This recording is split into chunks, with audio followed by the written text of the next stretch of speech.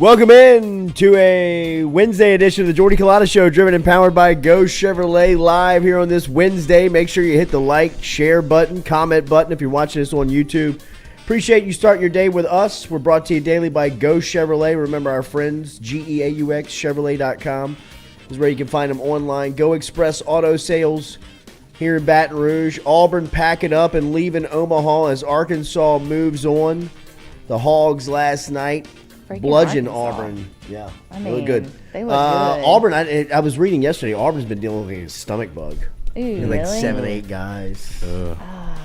Like active players on the team? They had one guy that was leaving the 4th inning the other night. What do you do? I mean, you just go home. Yeah.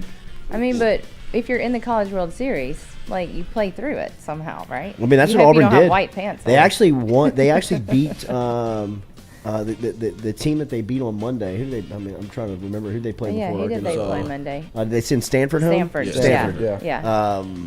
I mean, they had like 7 or 8 guys that were like puking. both ends. I mean, what if in the outfield they just like turn around? I mean, and like vomit? one guy left in the 4th inning. Like, had to leave the game. That would be awful. Oh, it's brutal. God. Brutal. But I Auburn, mean- the latest team to be packing up from Omaha. But it does look like it is the SEC Western Division tournament. I mean, it's incredible. The SEC, the amount of teams that they have left in the Omaha and the College World Series field. 11-1 yesterday was the final, with Arkansas moving on past Auburn. We have a lot to get to here on the Jordy Culotta Show today. Do we? Yeah. We started literally at 7 o'clock, and right before this, we were like, God, there's not a lot to talk about. Tough to get to 9 a.m. But when we get to Start 9 on time. a.m., we got good stuff. Noah Cain is going to be here. Transfer LSU running back from Penn State is going to be inside the studio come 9 a.m. and looking forward to catching up with him this morning. He made his way through here the other day, and really a solid dude, man. And really, we had some conversation going, and we had some technical difficulties and couldn't get it off the ground, but looking forward to talking and catching back up with him. Tomorrow morning at 7:15, Mike Denbrock is going to be in studio with us. The offensive coordinator for LSU is going to be here. Then on Friday, defensive coordinator Matt House is going to be in studio with us at 7:30. So a lot of good football content coming up on the channel here. So if you're not subscribed, you're new to the place, make sure and hit that subscription button. Make sure and like and share and comment and tell a friend if you don't mind. Let them know what we got going on here. But some LSU football information will be flowing out of here over the next 3 days as Mike Denbrock, offensive coordinator, will be here tomorrow at around 7:15. Matt House will be here Friday at 7:30, and Noah Cain is going to be in the studio this morning here at 9 a.m. So, What a lineup. yeah, looking forward to talking LSU football, kind of getting down to some of the storylines, especially for Noah Cain. Really, I'm looking forward to talking to Cain today and then Denbrock tomorrow, and what the expectation will be for a guy like Cain coming in. So, I tell you what, man, Noah Cain, at least physically, when he was walking through the studio, he looks like an NFL back. I mean, that dude is He put does. together, man. I didn't know that he was that big. I didn't know that he was a Baton Rouge. He's got an interesting story. He's from Baton Rouge originally. He prepped. He went to high school in Dallas for a couple of years. Then he transferred over to IMG Academy. He was really at LSU lean and an LSU favorite for a lot of his recruiting process. But then LSU took Ty Davis-Price and John Emery in the same class, and he started to look around a little bit, ended up at Penn State, had a great freshman season, played really well against Iowa on the road his freshman year. That was the game that really stood out for him. And then on the first play of his sophomore year, he had, I believe he broke his foot, and, it's just been a tough rehab process to get back, but now he's back down in South Louisiana, back home, and it feels like he is going to be a really good piece of relief for John Emery. The 1-2 punch of Emery and Cain potentially is going to be fun to watch. And then you throw somebody in there like Armani Goodwin, who's got some expectation. And then I'm telling you that LSU running backs room feels like an NFL room. It feels like it's a pro-ready room now with the addition of Cain. You wish Corey Kiner would have hung around, but he saw the playing time open up at Cincinnati in his hometown and ended up leaving the program and transferring out in spring. But looking forward to catching up with Noah Cain coming up here at 9 a.m. this morning, as we will talk to Cain a couple of hours from now. And then I believe that we've been trading a couple of text messages, but I believe Mekhi Garner Johnson is going to come through here at 10 a.m. this morning, as we've talked to the big, long, rangy cornerback before here in studio, the transfer out of Louisiana. He's going to come through here at some point this morning, or at least has some plans to. So hopefully we can catch up with the defensive back here this morning. Between 7 and 9 a.m.? No. Oh, dang it. I wish. But it is mailbag day here on this Wednesday. Y'all could still call in. So if you have a mailbag question and you want to get it inside of the chat, please do that. We also have the phone number open. Yes. And some of you dialed us up yesterday, which was awesome. 225-229-7741. Dang, you remembered it. Good for you. 225-229-7741. And we will ask and answer your questions coming up. Don't call here. and talk about toenails, Cody. That's Damn weird. it. Why are they talking about that? They were talking about it yesterday, and now Cody's saying he was trying to call in to leave a toenail voicemail. But I don't know. I'm not Gross. into the toenail Gross. stuff. What do we He mean said by toenail? he said he wanted to get clippings of all of our toenails, and everyone could smell each clipping and try Whoa, to decide bro, that is what next level clipping weird. belongs That's to. like next level. That is that is like Cody became like really weird in my book. That's Like, strange. I mean, I don't, dude. I'm way I out. love him. He And comes I'm out way with some out. weird takes. And, it's And I funny. look, usually the stranger the better for me. Mm-hmm. Like the weirder the more I'm attracted. But That's too I'm far. out on that. Cody's Right. good to us, though. I Yeah, mean, right. he donates every day. So if he Every wants weird- toenail clippings, he probably should get toenail clippings. Every weirdo has a line. Yeah. Mine was crossed. That's it right there. Yeah, I think that's it. Speaking of, I ended up at a lunch yesterday with 3 suits from WAFB. In the J's. In the J's, in the hat, in the T-shirt. I thought I was going to meet one suit, and we actually showed up to the same restaurant that 2 other suits were eating at. We all conjoined table and had an executive lunch with everybody from WAFB. A lot of good return on the show early on. A lot of good feedback. They think we ought to start fining for cursing in the first hour. Fining who? Fining for whoever does it. Like fining each other? Yeah. Like we're going to have a swear jar? A swear jar. Okay. Tough. 7 a.m. between the 7 and 8 a.m. hour. It's Lloyd that would That's have exactly the what they problem. said. It's So gonna That's be a exactly lot what they of said. he's going to Lloyd be jar. paying up. That's Yeah. exactly what he said. That's Yeah. exactly what the suit said. He said, I mean, Lloyd pushes the envelope on the cussing thing we've talked about.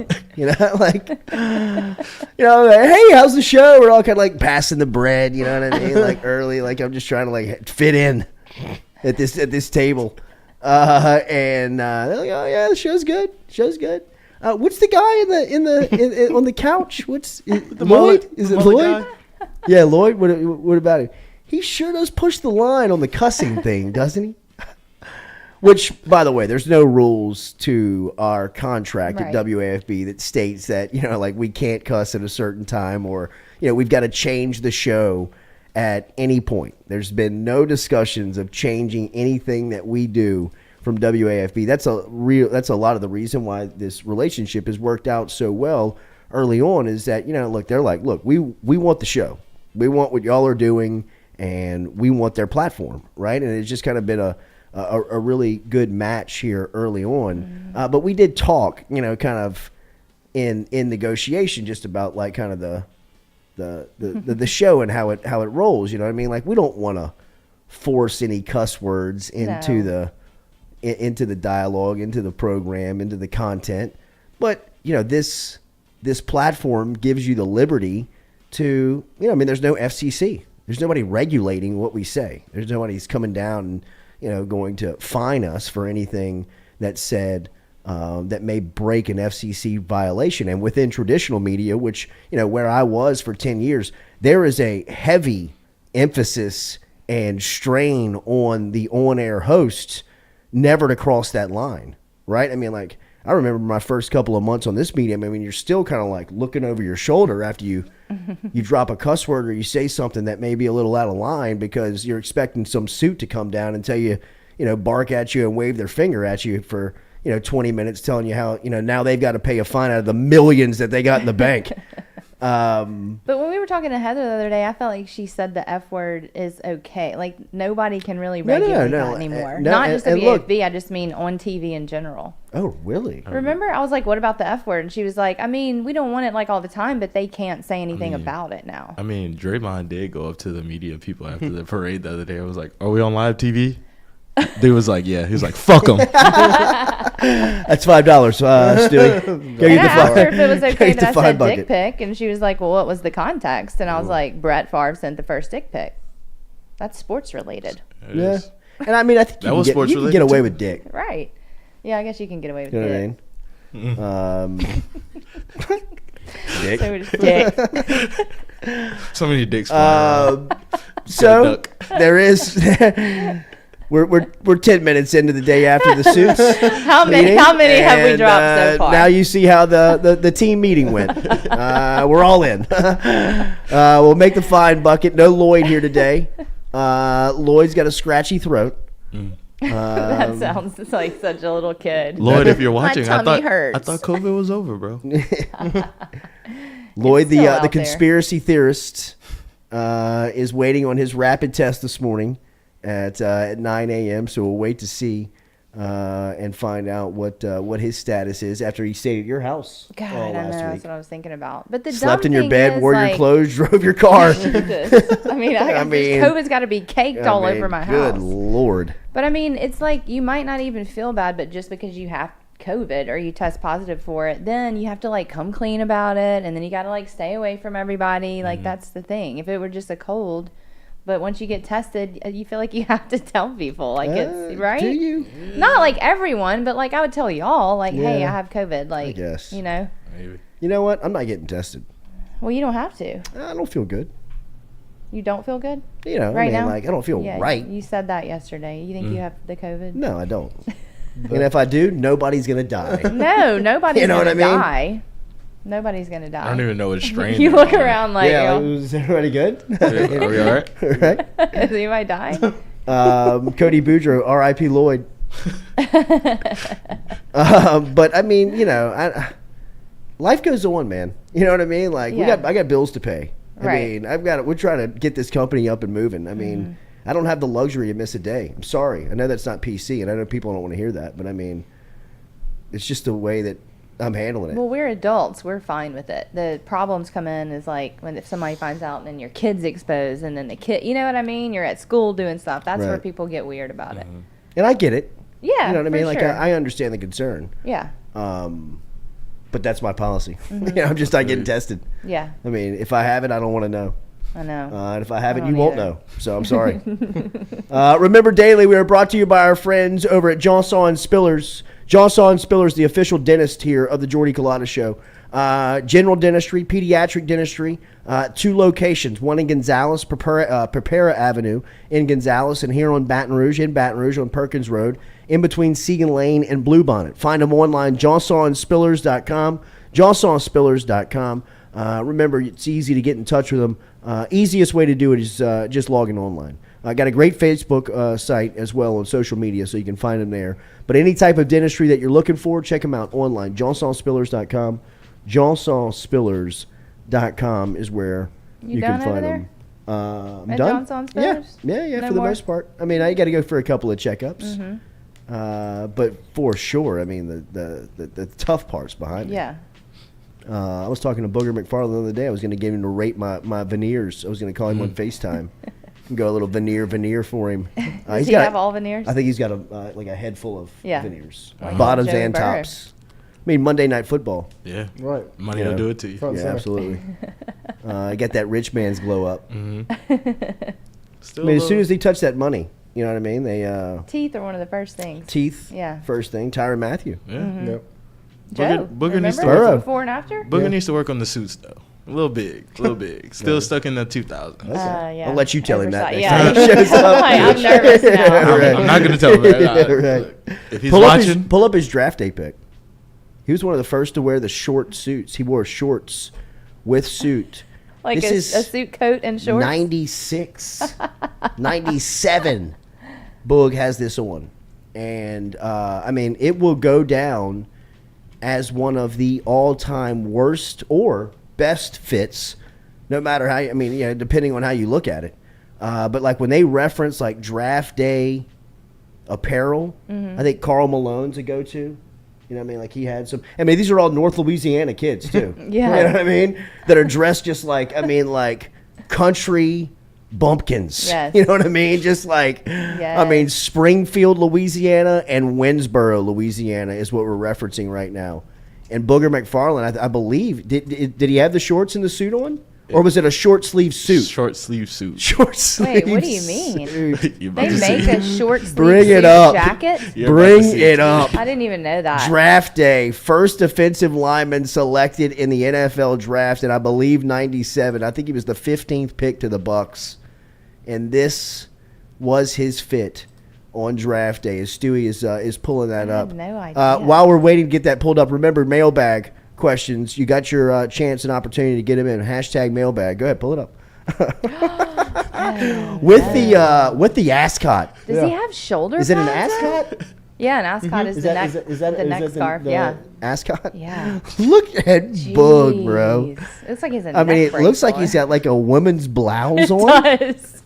With the shoulder pads. with like a rich white man scarf And it's- around. it's I mean, it only looks like button he lost a 3. bet. It does. It looks like one of his teammates dressed him like, hey, You gotta if wear you it. lose this bet, you have to wear exactly what I tell you got to wear on draft God, I day. wish we could call him and get his take on this. I've got to text him Does to he him. have no, shorts we have, on with it? No, I don't know if think it there's was shorts. pants. No, It's okay, Pant. Okay, pants. good. If it's God, shorts, I mean, I'm you out. double down I on don't know. the. Does it matter though Dude. at that point when you're Right. when that's your coat? Oof. I If guess. it's shorts or Look at this pants? Yeah, that's rough. But you can't see the ascot very well. Is it brown? It looks like he has a neck brace yes, on. it's brown. It's like He went skin with the colors brown. with like Look a at couple of Buck. stripes in it. That's so weird. The buttons on the sleeves too. Lloyd is camouflaged inside of the chat I right see now. that. He is chatting from the mic'd up. Wow. What a guy. See Site. that, Lloyd? No, COVID wasn't at my house before you got there. That's not how it works. God. Dick. This is not Mikey. This is Lloyd. $2. No, we said Dick was okay.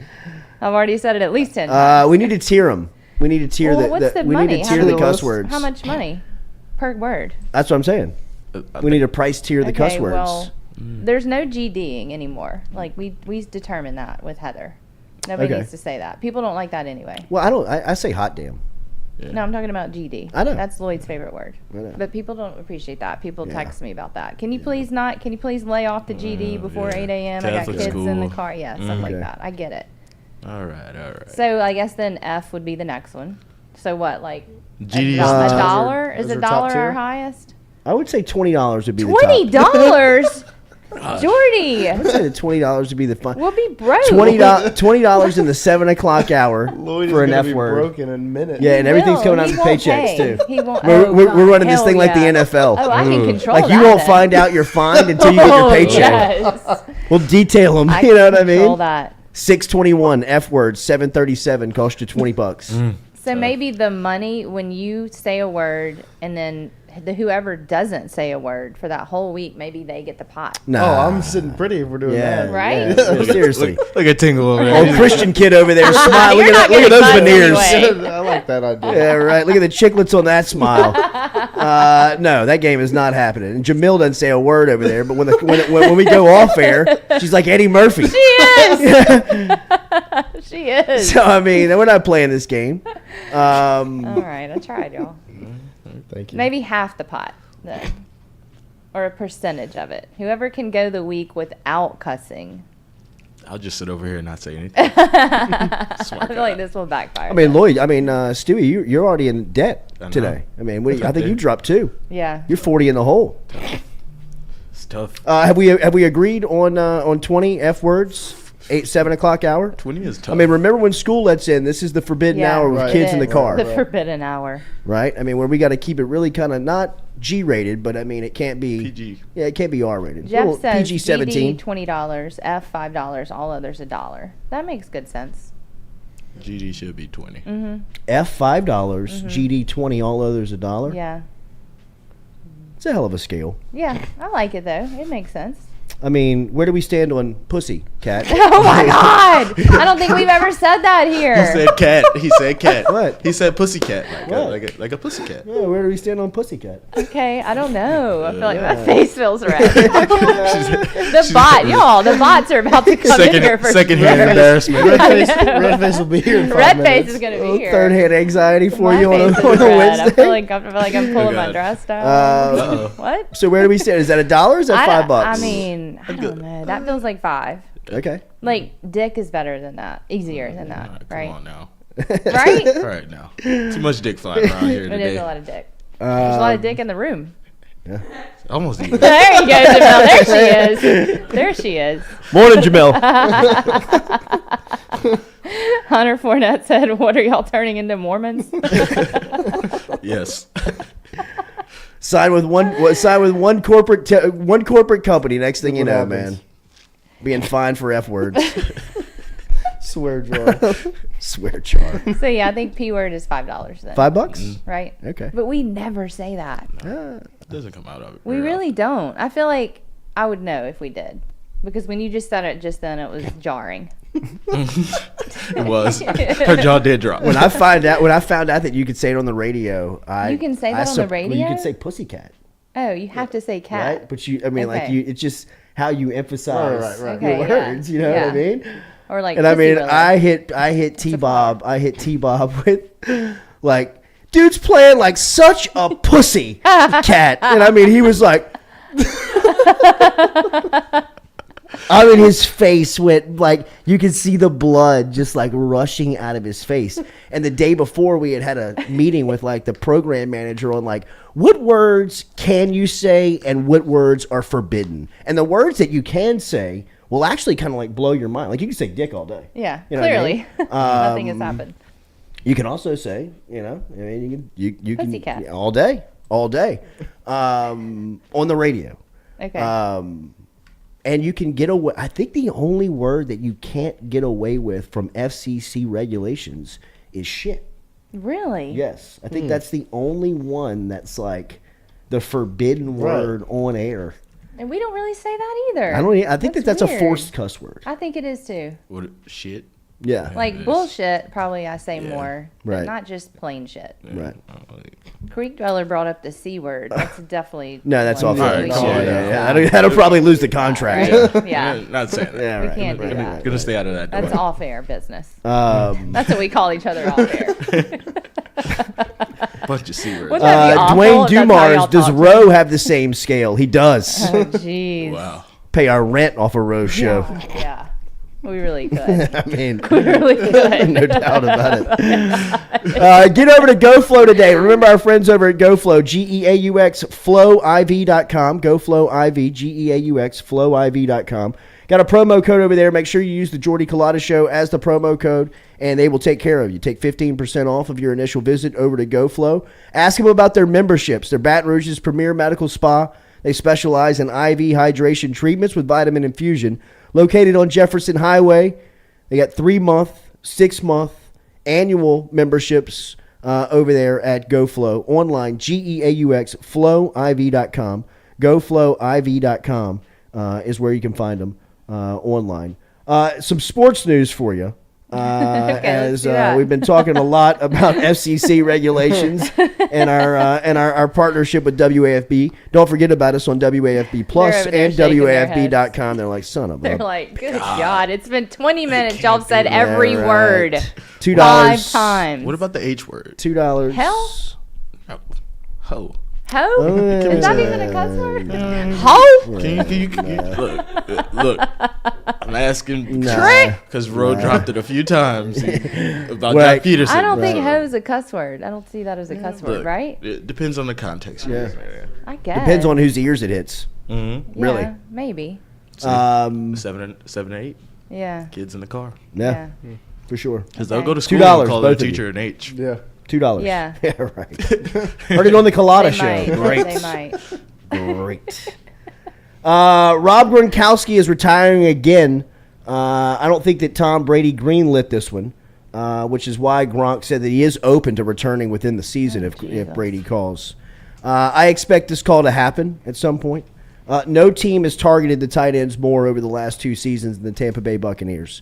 Obviously, Cameron Brate is on the roster as well, but Rob Gronkowski is maybe Tom Brady's all-time favorite target. 100%. Who would it be? Welker or Amendola maybe would be up there. But I think Edelman. I think Gronk's. Yeah, I think number one Gronk by far and away Yeah. is Brady's most valuable receiver that he has ever had in his career. Throughout his long, winding, illustrious career, Gronk has been his top target, and has kind of followed him to Tampa Bay and had an incredible first season with Tampa, especially in the Super Bowl and in the playoff run.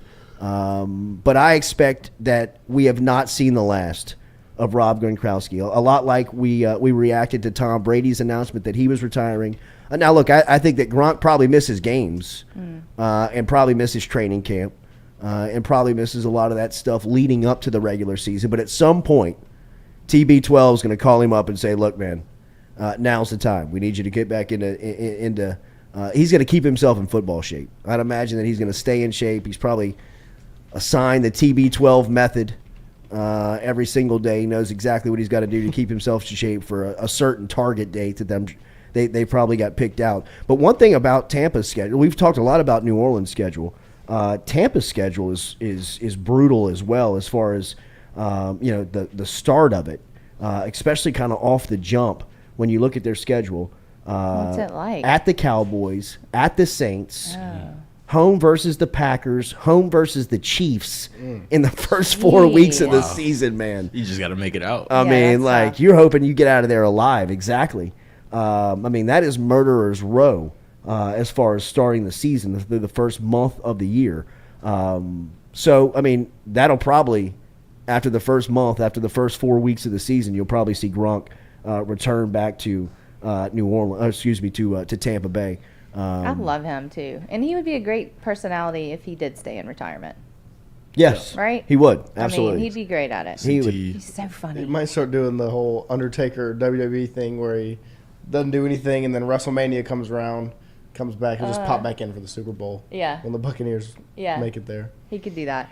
I'd imagine that he'll have a big list of options to choose from, and it's not going to be the traditional stuff. I think that Gronk will be one of the first athletes that you start to see the non-traditional media outlets that are starting to really become, relevant, make a run at him, whether it's, Amazon on a Thursday night football game that we've seen him try to throw, hundreds of millions of dollars at, a lot of people that are not a lot of people, but some of the elite that they were hoping to get into the booth. I'd imagine that there'll probably be a bidding war for Gronkowski on, podcast platforms, for digital platforms, for a lot of the stuff that we're doing, similar to what we have going on.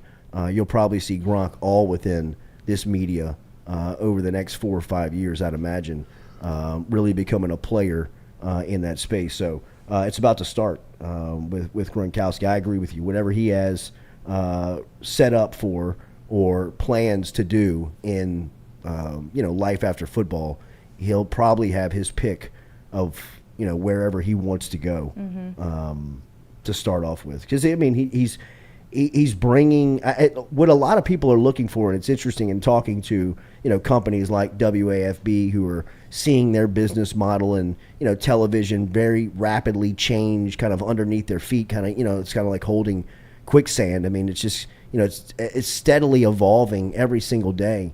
What you're mainly looking for is someone that can show up with what people call in the business a tribe, a following, people that are going. If Gronkowski goes to Fox, there's going to be however many social media members he's got, social media followers he's got, which I'd imagine is somewhere in the millions, is going to go with him.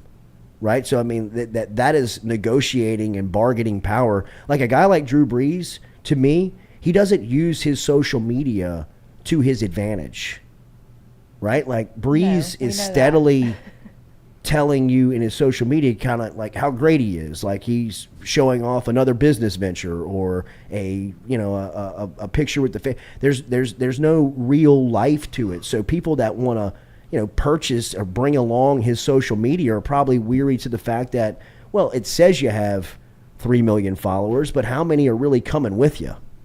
How many really, believe what you post? Well, if you're only posting the praise songs that you're listening to while you're That's what I'm driving, saying. no one cares. That's what I'm saying. What made Pat McAfee and what made, some of these people that you're seeing, really what makes Draymond Green so, popular, polarizing, however you want to put it, is the fact that you feel like you get them. Like Rob Gronkowski, you don't ever have to wonder if he's being himself when he's either on social media, whether he's on a television set, or whether he's on a football field. You know what I mean? You always feel like you're getting real Gronk. Jameis Winston feels a lot like that. You know what I mean? Like, it doesn't matter where you see Jameis, he's going to give you real stuff. And to me, in media today, that's what they're looking to buy. They're not looking to buy the buttoned up coat and tie, let me dye my hair, regrow my hair, let me dye my birthmark off my face. Like, bro, just be you, Wait, man. what? Drew Brees dyed his birthmark he off dyed his it? face. Or whatever he did. That's it's not how? there anymore. Yeah. I guess I didn't realize Like, I think he put like the, like the Michael Jackson stuff the on it. lightning stuff, skin lightning stuff. Weird. It's tough. For But is there still like a mound there? I mean, if you know what you're looking for, you can see you it. can see the mound. But I mean, if you look it up 10 years ago, Yeah. I mean, Yeah. it was a bruise on his face. It Well, looked we've like got from that far poster away. of him back there. Yeah. Which, I mean, like, to me, that's when he was so much more likable. Yeah, I know. Back then. I mean, because it was just, he was real. Yeah. now he's just faking it. So fake. Tough for him. Like, and I think that cost him that job. And I'm not trying to pile on him, but I mean, I believe that people want Drew Brees talking football. I mean, once he's talking football, he's in his element, right? But I mean, to get him there, you got to get through the fake smile and the contrived points that feel very, inauthentic. To me, that's how he strikes me. And I know, how can you hate on? I'm not hating on Drew Brees, man. Like, I love what he did for New Orleans. He's the greatest Saint to ever wear the uniform. They should put a statue of him in the city. He's done so much from a philanthropy standpoint and for the organization. It'll never be measured on how you could pay him back. You could never really give back to him what he's given to all of us as Saints fans. But in life after football, to me, it would be a lot easier for him if he was just himself. Yeah, And he's just very fake. And I think you started to see that the last couple of years in New Orleans because he was thinking about what his life after football was going to be. He was branding himself, marketing himself really to executives while he was playing to kind of show you the brand that you were going to get. And really and truly, I think that is, it's never been for everybody. That style has never been for everybody, but it's always been for the majority, or at least of the majority of the corporate world. The corporate executives, Drew Brees is a wet dream. You know what I mean? Like, does this even exist? But then when you bring him in, you're like, okay, this is just a little too contrived. It's too buttoned up. Like, bro, loosen up. Just tell me about football. Talk to me like I'm a human being. And I mean, people want to hear that stuff. That's why you run to Tony Romo. That's why I go to Romo. Because even when Romo's telling you about football, he sounds like he's sitting at the bar with you. You know what I mean? Like, oh my God, like he's reacting like in what he's seeing. Jim, I don't know what that was. That was just, I'm like, even Nance is kind of like laughing at him like, this is incredible. You know what I mean? Like, Yeah, Breeze sounds like he's just reading off a teleprompter the whole time. And if he's trying to be funny. he probably is. Yeah. Like, You know what I even mean? his Like, he's jokes. probably so well prepared Yeah. and so obsessive about that. He probably wrote the script out the night before, or at least had some type of script writer within that business help him Yeah. to where he can never be exposed. But what somebody needs to tell him is, Drew, that's when you're going to be great. Right. You know, when you just get out on that island and say, figure it out, sink Maybe or swim. You should tell him. Like you can't get him on a show because you've got all these forced questions you got to ask him. You know, I mean, I've said it time and time again. I chased Breeze in radio. I mean, he was like, he was the white whale. You know what I mean? Like he was he was the guest that you had to get. And finally, we got him on, and his PR person said, "Here's what you can ask him. Here's what you can't ask him." And I was like, "Seriously?" And he was like, "Yeah." And it was like some of the stuff he couldn't talk about. It would have made us look like it would have made us look like clowns as hosts because it was such of the obvious stuff. It's like the Reggie Bush. And so it was like something with Reggie Bush at the time. Like there was a negotiation going on with Reggie. Drew doesn't want to talk about Reggie Bush. Well, like, I'm not going to ask him about his contract negotiation, but can I ask him about the player? He'd rather you not. Like, you know what? I don't even know if we can do this anymore because if I have him on and don't ask it, people are going to be like, why didn't you ask the most obvious question? It's, you know, I mean, the lemon's not worth the squeeze, man. You know, like, okay. I mean, and the next time we tried to have him on, it was about when he got into walk-ons and everything had to be so, you know, XYZ business. We want to talk football. We'll get to the walk-on stuff. It's all good. I mean, hey, people are going to go to walk-ons now that Drew's there. It's a great partnership. But the draw of Drew is he's the Saints quarterback. You know, I mean, like, let's be able to talk to him about. No, he's not going to talk about football right now. Like, forget it. I bet if he got in this chair, it'd be different, right? Yeah, but he would never come here. He would never come here. Yeah, I'm telling you he probably because wouldn't. he's probably like a protected. Not that he knows me at all. He has no idea who I am. But he would probably be told that he's a podcaster that's been negative to you. Right, for sure. Right? Like, you can go on there, but he's not always been, okay, well then F him. You know what I mean? Like, let's just move on to the next one. Yeah. Drew, and- you have a chance to redeem yourself right here in this chair. Call us. 225-22. What's the number? 229-7741. Yeah, there we go. Mailbag questions coming up here. It's getting hot again. Yeah, I kind of was noticing that, but scared to say anything. Give me a break here. I'm gonna reset the set here. We've got your Amazing. mailbag questions coming up. We've also got Noah Kane coming in here at 9 a.m. Really looking forward to our conversation with Noah Kane at 9 a.m. And we've also got possibly Mekhi Gardner-Johnson coming in the studio at some point. Remember, Daily, we are brought to you by our friends over at Fresh Chef Kitchen. Fresh Chef Kitchen is the official eatery of the Jordy Culotta Show studio over here at FM Digital. Chef Shane dropped off the pre-made meals earlier this week. There's a discount code over there, right, Katie? Yes, Jordy 10. I think you've got one more week to use that 10% off your orders of $40 or more. And y'all, get in there and get the big pans of chicken, rice, all the things. Feed your family all week. It's so worth it. Super easy. Fresh Chef Eats, freshchefeats.com. Remember, Jordy10 is the promo code. We'll be right back here with Jordy Culotta Show, driven and powered by Go Chevrolet.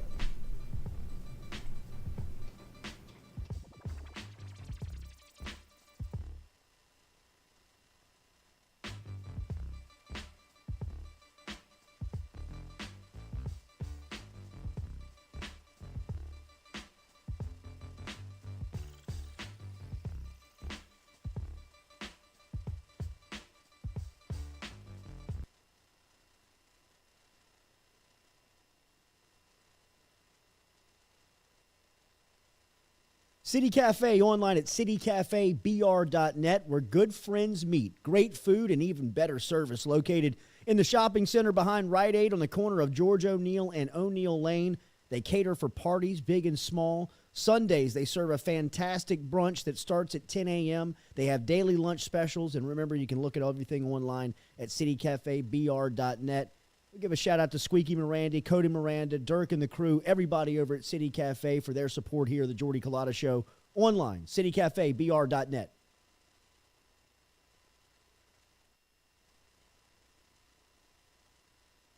Shout-out to Tom Granning from everybody over here at FM Digital Media, as he is our fuel sponsor. Whether it's fuel cards or snacks, he's keeping us going every day at FM Digital Media. If you're out on Highway 61, make sure and stop in and see him over at Go Mart. It is located in Natchez, Mississippi. It is our favorite convenience store, and it's for our guy Tom Granning, who supports us every day over here at FM Digital Media.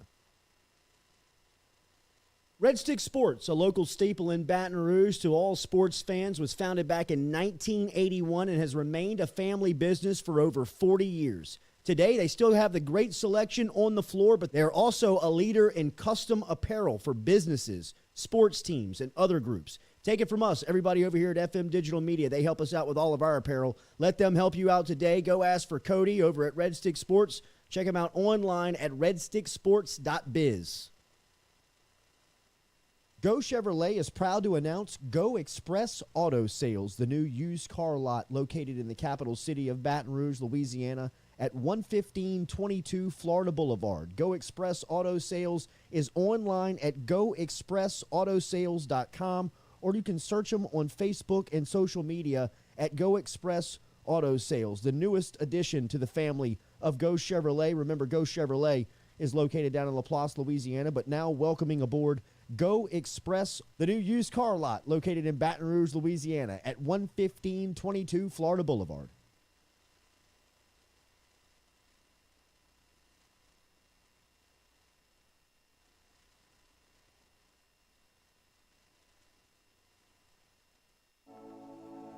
Looking to book a dumpster but no idea how?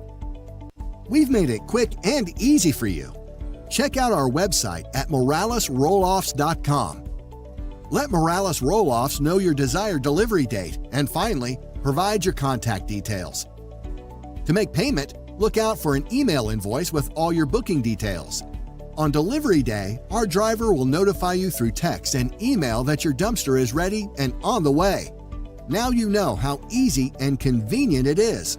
Call Morales Roll-Offs at 225-427-0000 for your dumpster.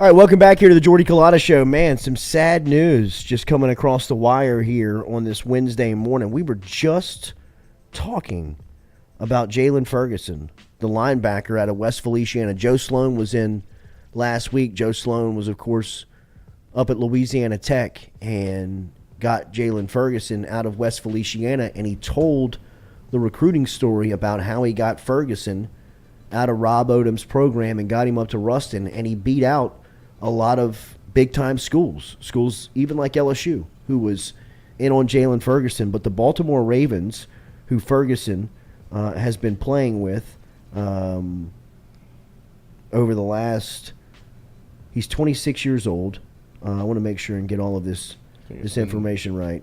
He's the NCAA's all-time leader in sacks. Sack Daddy. And he is a 3-year member of the Baltimore Ravens. And the Ravens just sent out a tweet 7 minutes ago saying that they are profoundly saddened by the tragic passing of Jalen Ferguson. He was a kind, respectful young man with a big smile and an infectious personality. We expressed our heartfelt condolences to Jalen's family and friends as we mourn the life lost much too soon. Man, I wonder what happened and when they're going to put that out. News coming across here on this Wednesday morning. Our thoughts are with the West Feliciana family and former standout Jalen Ferguson. His younger brother, Jazz Ferguson, was a wide receiver at LSU and went on to play for the Seattle Seahawks and played a little bit in the, I believe in the XFL or the USFL, one of the minor leagues. Golly, that is sad. No. Brad David asking how he passed. There's no news on how he passed, and it just says that it was tragic. It seems like this is pretty new. It seems like this is kind of breaking right now, or at least the news is getting out publicly. Yeah, right NFL now. put it out 30 minutes ago, so that was the first of it. So it must have happened overnight. Mm-hmm. It must have happened. I don't want to speculate on anything. I can only tell you what I know, and that is that Jalen Ferguson, the West Feliciana standout, the NCAA's all-time sack leader at Louisiana Tech, has passed away. Man, that is sad news. No way to transition out of that. That is, man, we were just talking about him with Joe Sloan last week. Joe Sloan was talking about how he was able to win out that recruitment. Jalen Ferguson got Sloaned to get him up to Ruston. So I just saw that in the break come across the wire. We were reacting to it in the studio, but that is very sad news. Very, very sad news to learn here on this Wednesday morning that one of South Louisiana's own and a standout has passed away at Jalen Ferguson. So I'm sorry to have to report that here. That feels pretty fresh. The news feels pretty fresh here on this Wednesday morning. Like I said, there's no way to transition out of that. There's no easy way to transition out of that. But we will talk some LSU football coming up here at 9 a.m. with Noah Kane, who is transferred in. I'm not sure if anybody saw LSU baseball picked up a shortstop, and Jack Panetta announced on Monday that he is transferring to LSU. Panetta was the leadoff hitter for the Baylor Bears. He hit 300 for the second straight season, hit 7 home runs, knocked in 35. During his 2 seasons in Waco, he started all 105 games for Baylor and was their shortstop and their leadoff guy. So I got a text yesterday asking if Jordan Thompson is going to transfer. I believe they're just going to move his position. Yeah, I'm sure he'll get shifted to second. Shifted to second. I don't think that they want to take his bat out of the lineup. Of course not. Right. I mean, like I think that the prerequisite to play at Jay Johnson's LSU is that you got to be offensively gifted. Yeah. I think if if anybody can detail that or describe that with an example, it would be Giovanni DiGiacomo, right? I mean, Gio was a solid field player, had a solid glove, had some really nice wheels, had some good speed on him, but was just very inconsistent offensively. And, he was the first one to put his name in the portal, and, you barely even saw him the last month and a half, 2 months of the season. So, I mean, the one thing that you got to check is you better be able to hit if you want to play for LSU under Jay Johnson. And Jordan Thompson can hit. Obviously, he struggled mightily in the field this season, but you don't want to take his offensive power out of the lineup. And if you can insert a guy like Panetta who can hit it and, by all accounts, is a really good fielder, then, obviously you take him. I saw that Jay Johnson's got a Vanderbilt pitcher on campus right now. He's got a lot of guys that he's going through the portal with. So it'll be interesting to see how Jay Johnson closes this class up, and they'll get a lot of answers here over the next couple of days with the Major League Baseball draft about to happen. So I mean, a lot of their high-end players are going to know over the next couple of days whether or not they're going to college baseball or not. I think there's some, there's probably like 2 or 3 guys on the list that have no shot of coming to LSU, right? I mean, like, isn't Carl Crawford's son? He's the top-rated one. Like, he's the top-rated draft prospect, not all of them. I mean, and he's committed to LSU, though, Yeah, right? he's committed to I mean, LSU. but like, there's no way he comes to campus. I mean, he might be the first pick, right? And he goes to, does he go to Bishop Gorman Yeah. in Vegas? Yeah. Let's see, there are 9 players who are committed to LSU on MLB.com's top 100 draft prospects. Crawford is number 13. Robbie Snelling, number 16. Tucker Toman, number 42. Mikey Romero, 62. Gavin Guidry, 67. Jaden Newt, 75. Jacob Mizorowski, 83. Brady Neal, 85. Michael Kennedy, 87.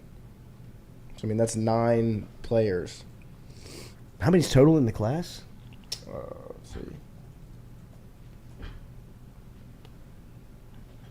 Let's see. 1, 2, 3, 4, 5, 6, 7, 8. Golly, man, that news on Jalen Ferguson sucks. I know. About 20. So, I mean, that's half. I mean, Half the class. 50% of it. Yeah. And there's probably more. Right. I mean, that's just the top 100. Yeah. I mean, they'll probably have a couple of more come over there, come off the board as well. Remember, Daily, we are brought to you by our friends over at Barker Brothers Plumbing and Works. Barker Brothers Plumbing and Works can help you out today. Number 1 and the number 2 business, been serving South Louisiana from West Baton Rouge to East Baton Rouge, all the way down to the Gulf Coast for a long time. Got great experience. 225-776-2431 is the phone number to directly get in touch with Barker Brothers Plumbing and Works. Make sure you mention the Jordy Culotta Show, and you'll save yourself 15% off the bottom line over at Barker Brothers Plumbing and Works. They got experienced carpenters and plumbers on staff, which means for your next industrial or residential remodel, they can help you out with it. Online, no online presence, no social media, no website, only a phone number, 225-776-2431, 225-776-2431. Mention the Jordy Culotta Show and save yourself 15% over from our friends over at Barker Brothers. Speaking of draft, Yep. any draft, I didn't know that the Globetrotters drafted people. I I didn't didn't know know they had either. a draft. I Okay, y'all didn't didn't either? I didn't- Okay, I didn't I know- felt dumb for not knowing I didn't that. know the process of making I didn't either. the Globetrotters. I didn't either. And Katie brings this up because one of our favorites, Yeah. ex-Tiger, Marlon Taylor, was drafted to the Harlem Globetrotters, to the selection to the 2022 team. And Harlem Globetrotters tweeted out yesterday, Marlon Taylor is the next selection in the 2022 Globetrotters draft. Coming out of LSU basketball, his athleticism and skills make him a perfect Globetrotter. Do they play other teams? They play like I've only seen them just do their show. Like, I Right. didn't know they actually drafted people and had, like, a season. Like, do well, they? I don't think that they have. They don't. I don't think they play like competitively. Right. I Like a think that street ball they. thing? Well, no, I think they travel around and do entertainment, Yeah, they do that. and they have teams that they bring along, or like there's probably a local team here in Louisiana that when they come to New Orleans, Baton Rouge, Lafayette, wherever they stop, they'll bring them in and play against them. I know I took little Jay to see the Globetrotters when they came to the River Center a couple of years ago, and I mean, it's a lot. I mean, there's somebody with a microphone in the hand Right. walking around into the stands. Yeah, it's a big show. It's just entertainment. It's very You know what I mean? entertaining. I don't think that anybody's keeping. I mean, the score that you're keeping is not whether or not they win or lose. Right. You know what I mean? It's about trick shots, and a guy like Marlon Taylor is going to be electric in arenas wherever they're at. But just because, I mean, he's going to be jumping out of the gym. I mean, And And not Ryan every- Burgess said they play the Washington Generals. Yeah, that's the team that's the one that they do the show against. Okay. That's the but I mean, not all the players that they draft are people that are gonna like play. Like they drafted Shannon Sharp, drafted Dawn Staley, and then they drafted J. Cole, the rapper Okay. that's playing overseas. Well, so then what do they do? Like if they get I mean, I think drafted? some of them, but I think that's also it's just kind of entertainment. Yeah. Like they'll pick out people that are public figures that'll just kind of fit the bill. Yeah. They also did. They drafted Darnell Rogers. I don't know if you remember, that was the guy at UMBC when they played against LSU a couple years ago. At home, he was the little 5'2" Oh, point yeah, guard. yeah, Oh, yeah, really? yeah, And they yeah. drafted him. So I mean, it's really just kind of entertainment. But I mean, I wouldn't be surprised if Marlon Taylor ends up in a uniform playing. Yeah. Yeah. No, Yeah, that's cool. he's somebody that'll put butts in the seats. Right. Like people will go to Right. watch him. He kissed the top of the backboard. Absolutely. I mean, dude, just freaky stuff, man. Jeff said they make an average of 90,000 annually. I don't believe that. You don't think so? You think? I they mean, make I don't mean to less? call you out, Jeff. I mean, that may be right, but that's tough. I mean, that's.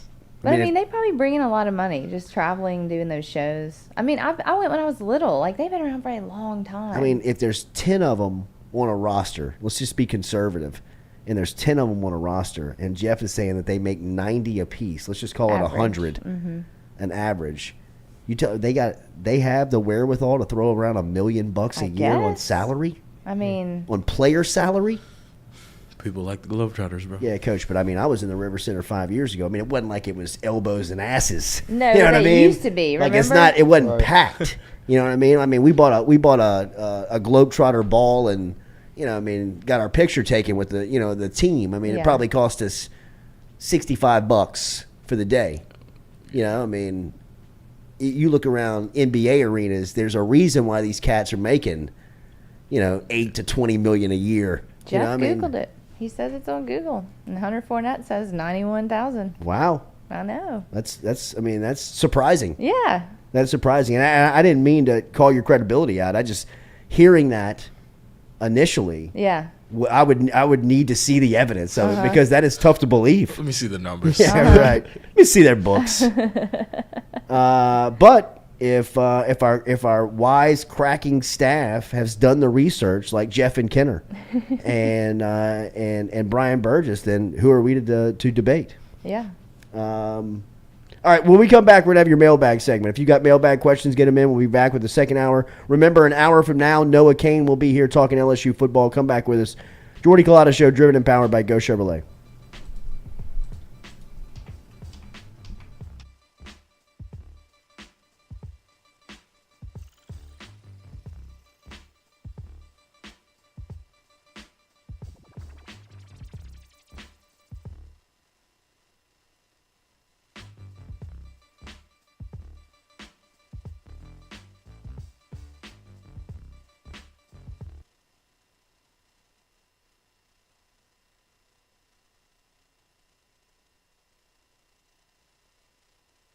True Blue Water, true hydration at its finest. Right now, you're only a few minutes away from getting your 5-gallon water delivered to you, just like we are over here at the UDL. All you got to do is log on to truebluewater.com. That's TRU, bluewater.com. The website's fantastic over at truebluewater.com. You can get your service and find out how quick it is. You can schedule a delivery, even hop on the billing system right there at truebluewater.com. TRU, bluewater.com. The Jordy Culotta Show is brought to you by A-Bears Lawn Maintenance. Commercial or residential, A-Bears Lawn Maintenance is ready to work. A-Bears can tackle all your homeowners association requirements. Call Blake at 225-485-8022. A-Bears Lawn Maintenance.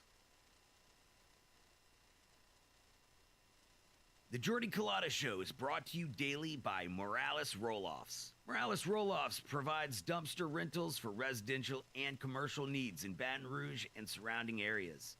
Morales has roll-off dumpsters ranging from 10 yards to 40 yards to accommodate all of your disposal needs. Search online, moralesrolloffs.com. Do you have questions about your finances? Are you looking for recommendations from a skilled financial advisor? Get in touch with our friend Daniel Newman over at Edward Jones. You can find him easily by logging online and shooting him an email at daniel.newman@edwardjones.com. That is daniel.newman at edwardjones.com. Whether it is help with your 401k or just fiscal advice heading into the new season, get in touch with Daniel today. Best way to do it? Email him, daniel.newman at edwardjones.com. He's our experienced financial advisor. Let him be yours. Daniel.newman at edwardjones.com.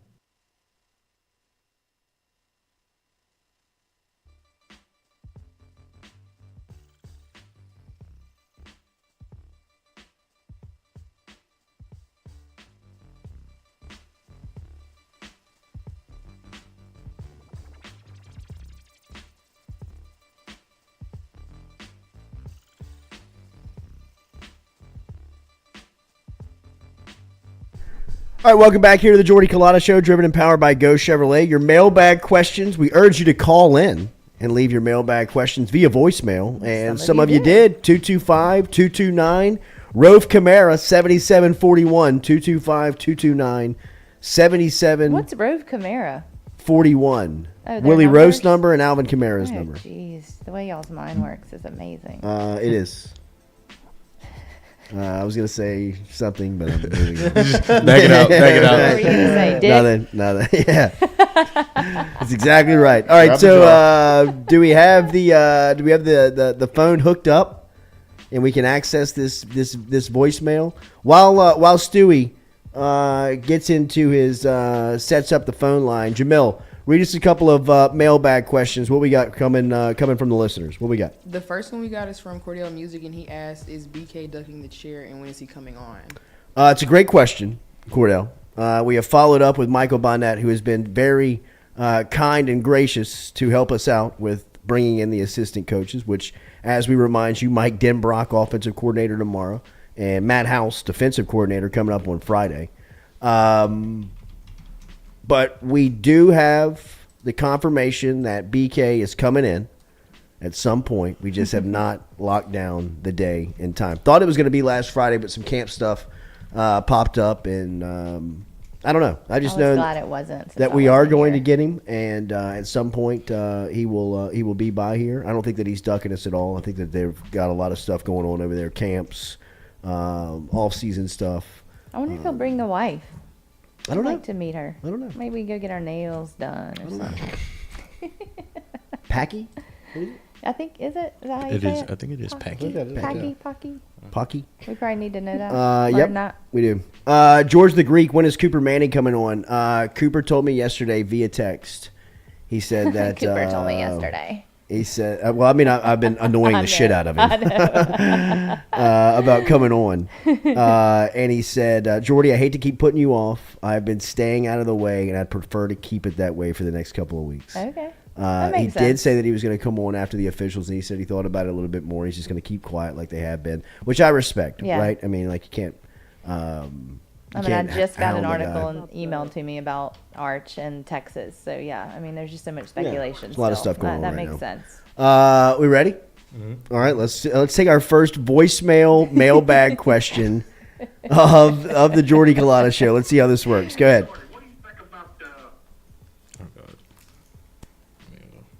I called last night, too, and left my own voicemail, but then I deleted it. That's no fun. It just said, screw y'all, Jordy Culotta Show. Oh, you should have But left then I it. laughed, and then I was like, well, they'll know my voice, even though I tried to make it really country. I was like, screw y'all, Jordy Culotta Show. Pump him up. Give him a little volume.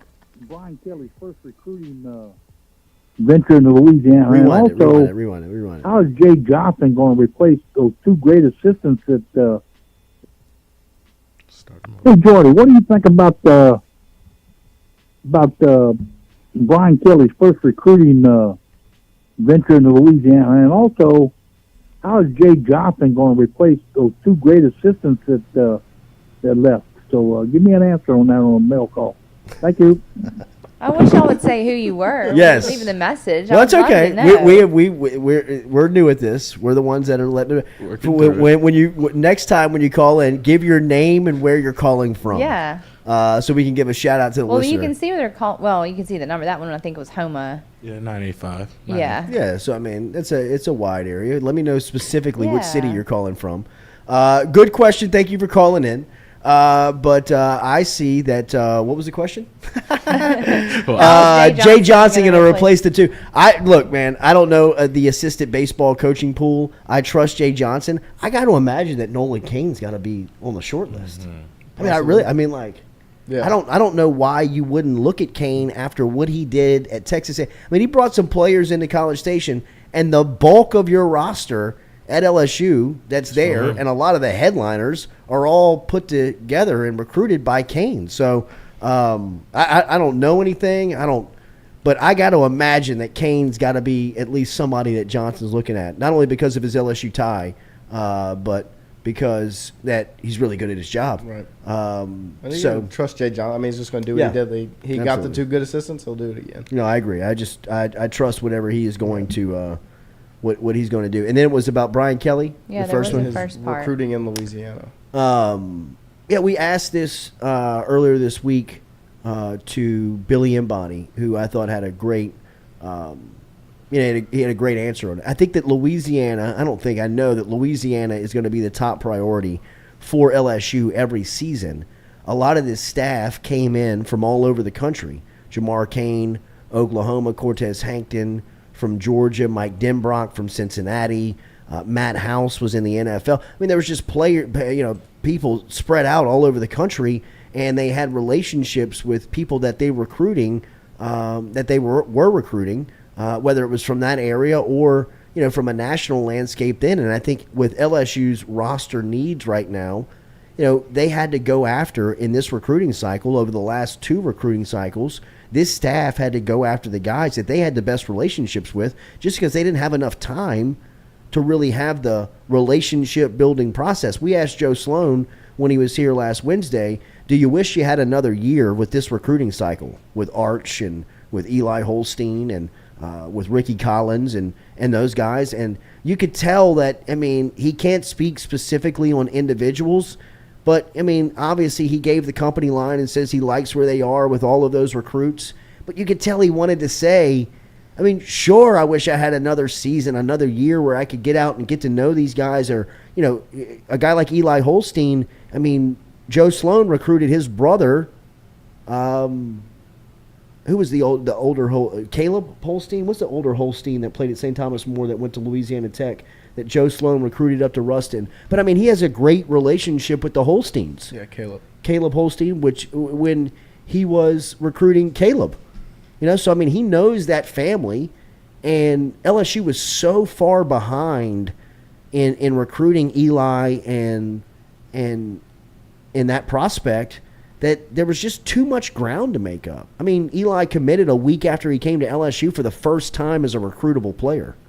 He was telling the staff that the last time he was there, he was a ninth grader. He was an eighth grader.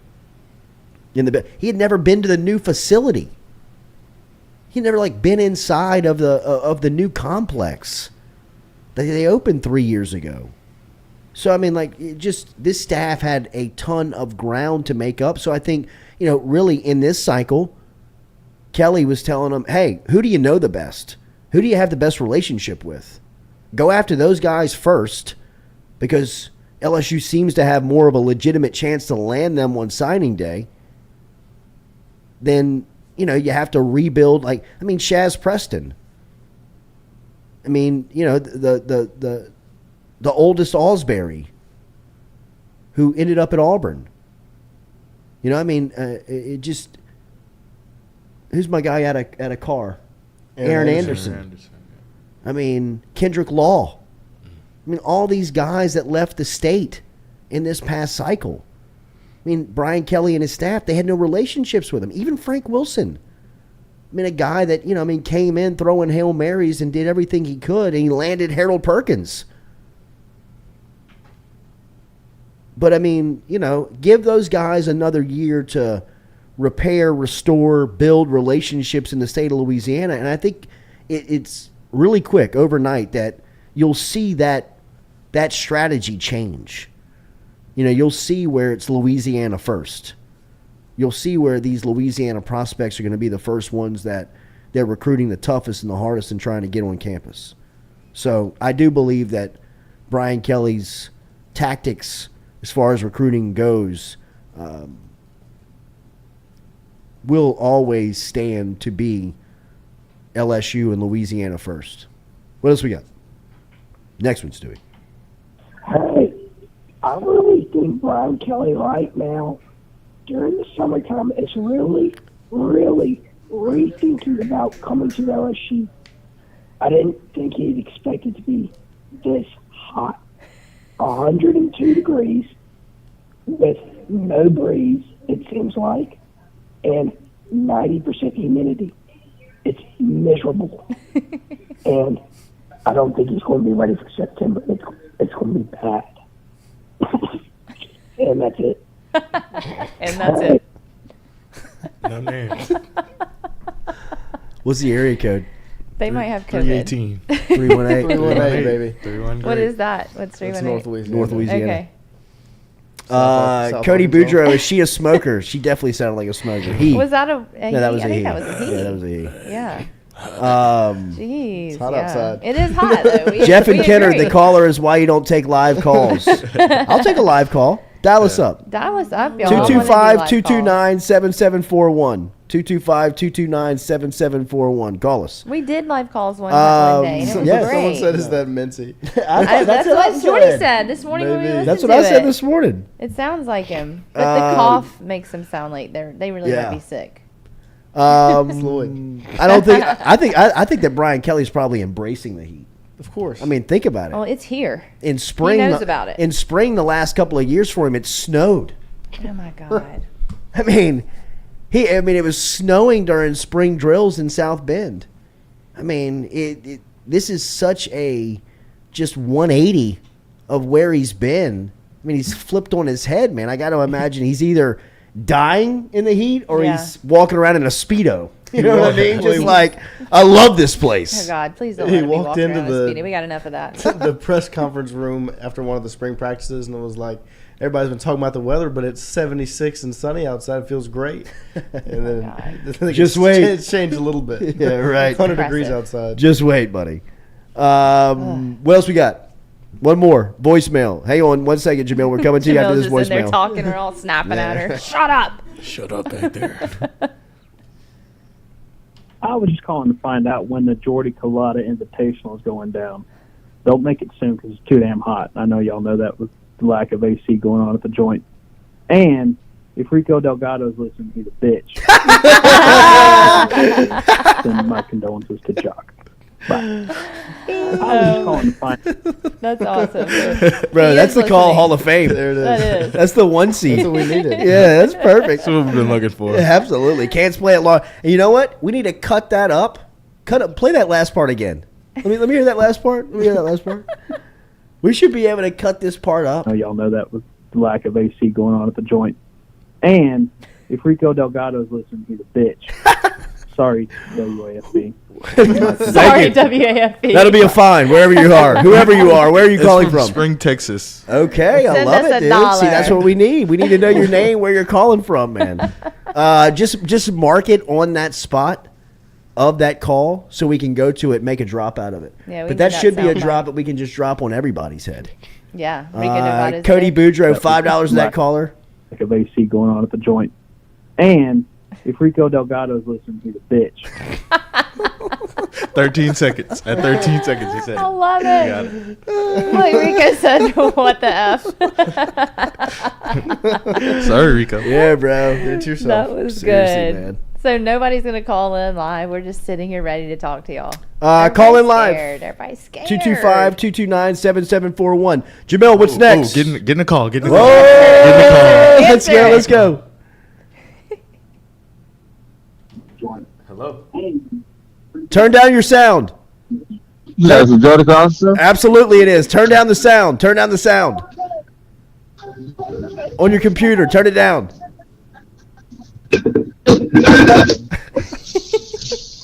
Where are you calling from? He's coming back. Are you there? Hang on.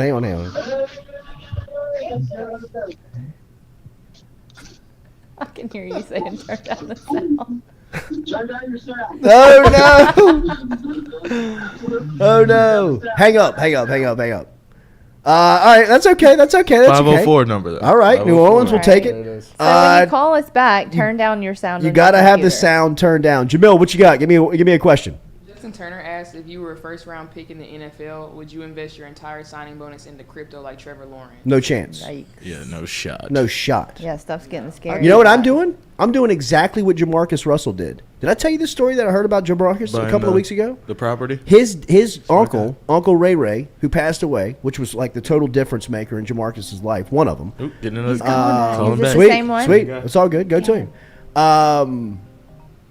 Invested in property all along the Gulf Coast. Hello, where's your name? Where are you calling from? My name's Clint. I'm calling from Shell Beach, Louisiana. Hell yeah. What's your question, Clint? I want to know if what number was Harold Perkins going to be wearing this year, I think he's wearing 4. and what impact Sloan and Steeple's going to have in recruiting this year. I think they're going to bring most of the players in as far as recruiting this year. Hell I yeah. want to Clint. ask Jordy about that. I appreciate you. Thank you for calling. Shell Beach sounds You're relaxing this morning, bro. Are you Phillips Clinton? Clint Phillips, yeah, Shell Clint Beach, Phillips. Louisiana. All right. Hell yeah. Appreciate you, Clint. Phillips Clinton. I think Harold Perkins is going to wear number 4. Hang up, Stewie. I think Harold Perkins is going to wear number 4 because we can't take the. We got to keep the line open. I believe Harold Perkins is going to wear number 4, and yes, it seems like early on that Steeples and Sloan are 2 of the top recruiters on staff. I would say that Frank Wilson is the alpha. Of course. Right? And quit overthinking it over there. Put Frank Wilson in the middle of New Orleans and just let him eat. Yeah. For God's sakes, man. Quit putting him in Georgia and South Carolina and Florida and Mississippi and all over. Put that man in Louisiana and let him go to work. Yes. I mean, why would you bring Frank Wilson into LSU and move him out of the state of Louisiana in recruiting? That is maddening. And look, man, all of those people at LSU football ops have forgotten more football than I'll ever know. Ever. But one thing I know for sure is that the best Louisiana recruiter you got on staff is Frank Wilson, and it ain't even close. And I don't know what his recruiting assignments are. I don't know where he's supposed to be. I don't know if he's probably a New Orleans guy. But I've seen some recruiting stories where he's outside of Louisiana recruiting over the last couple of days and weeks, and that just don't make a lot of sense. Just doesn't make a lot of sense. What's your name? Where are you calling from? Hello. You're live. Yo, this Cordell. Cordell, what's up, bro? You. From Huntsville, Alabama. Hell yeah, representing Huntsville, Alabama this morning. Remember Cordell Music. Where can you get your gear, Cordell? OneWayJourneyBrand.com. OneWayJourneyBrand.com. What's your question? All right, I've already asked this question probably twice. We all know everybody thinks Kayshawn's gonna get number 7. Yep. Who would you give 18 to? It's a good question. Thank you, Cordell. Appreciate you listening and always being out there, bro. The gear's awesome. Yes, sir. What was the website one more time? OneWayJourneyBrand.com. You got it, bro. Appreciate it. Number sir. 18. 18 to me sounds like Allie Gay. Feels like number 18 to me. But if it was up to me, I would do away with this stuff. I think this is a great time with Brian Kelly coming in to get rid of this stuff. Like, to me, this is more of a distraction than The number thing? Yeah, and it may not be inside the walls. It may just be for us. And if that's the fact, then, you keep it. And if they want to do it, move on with it. But to me, this stuff every year has become almost kind of like Notre Dame-ish. You know what I mean? Like, LSU's above this stuff. Yeah. You know what I mean? Like, what are we talking about here? Give the best Legacy player numbers, 7. bro. Like, throw Kayshawn 7. Don't overthink it. Last year, give it to Stingley. You know what I mean? Next year, give it to Harold Perkins. Whoever it's going to be. I mean, whoever your best player is or the guy that you look at as your playmaker, give him 7. Don't overthink it. Or if he comes in recruiting and says, I want to wear 7. Right? Like, I think Stingley his freshman year was like, I want to stay 24. I love the number 24. I mean, he wore it at Dunham. You see, he got it at the Texans. He wore it his first 2 years at LSU. He may not, but once he got presented with it, he was like, oh, hell yeah. Yeah. I want to do this. That's a good take. You know what I mean? I want to wear number 7 at LSU just because it's a special number. So you may not come in your freshman year. Maybe even Kayshawn. Kayshawn's won 1 his whole life. We asked him right here when we said, do you want to wear 7? He said, yeah, I'll wear it. I said, if you had your choice at 1 or 7 in the NFL, what are you going to wear? 1. That's his number. But now he's got the chance to wear 7 at LSU. Special deal, right? Okay, cool, man. If it means that much to Kayshawn, let it happen. Yeah, and like in my opinion, I think 18 is more of a captain patch. I agree. That's what it is. Like 7 is going to your most skilled player. You're giving it to Stingley. You're giving it to Tyrann Mathieu. 18, you're giving it to, Damone Clark, Chris Curry. Like, you're giving it to the leaders of the team. And so it's just a captain's patch, really. It is, right? And if that needs to be the logo, then maybe that needs to be the logo. But I don't want to see Benny Logan wearing 18 anymore. Yeah. I don't want to see a defensive lineman with 2 hands in the dirt wearing number 18. Got a New Orleans caller. Pick it up. What's your name? Where you calling from?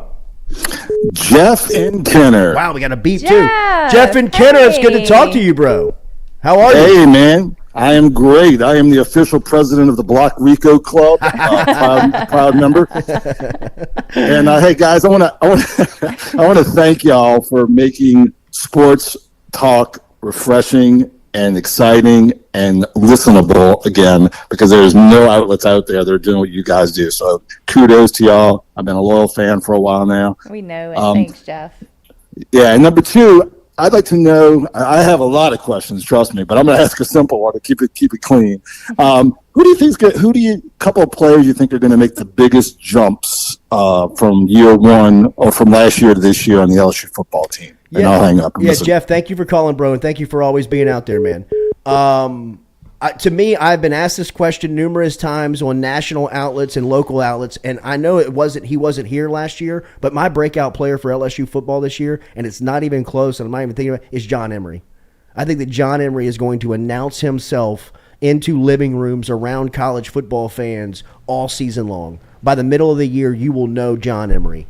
SEC football fans will know who Emery is, in my opinion. I think that just from a motivational standpoint, and we're going to talk to Mike Denbrock about this tomorrow, and really looking forward to talking to Denbrock about Emery, because if you remember the video that came out on Denbrock during spring, one of the pieces that really kind of stood with me, was his interaction with John Emery. There was a play on the field where Emery drops a screen pass, and Denbrock walks over to him, and he tells him, what's going on? And Emery says to him, I should have caught that ball. And Denbrock says, yeah, man, but pick your head up. It's not like we're going to stop giving you the ball. So, even early on, Denbrock recognizes that, hey, we got to get for the football. If we want to be successful on offense, we probably need to build this thing around him.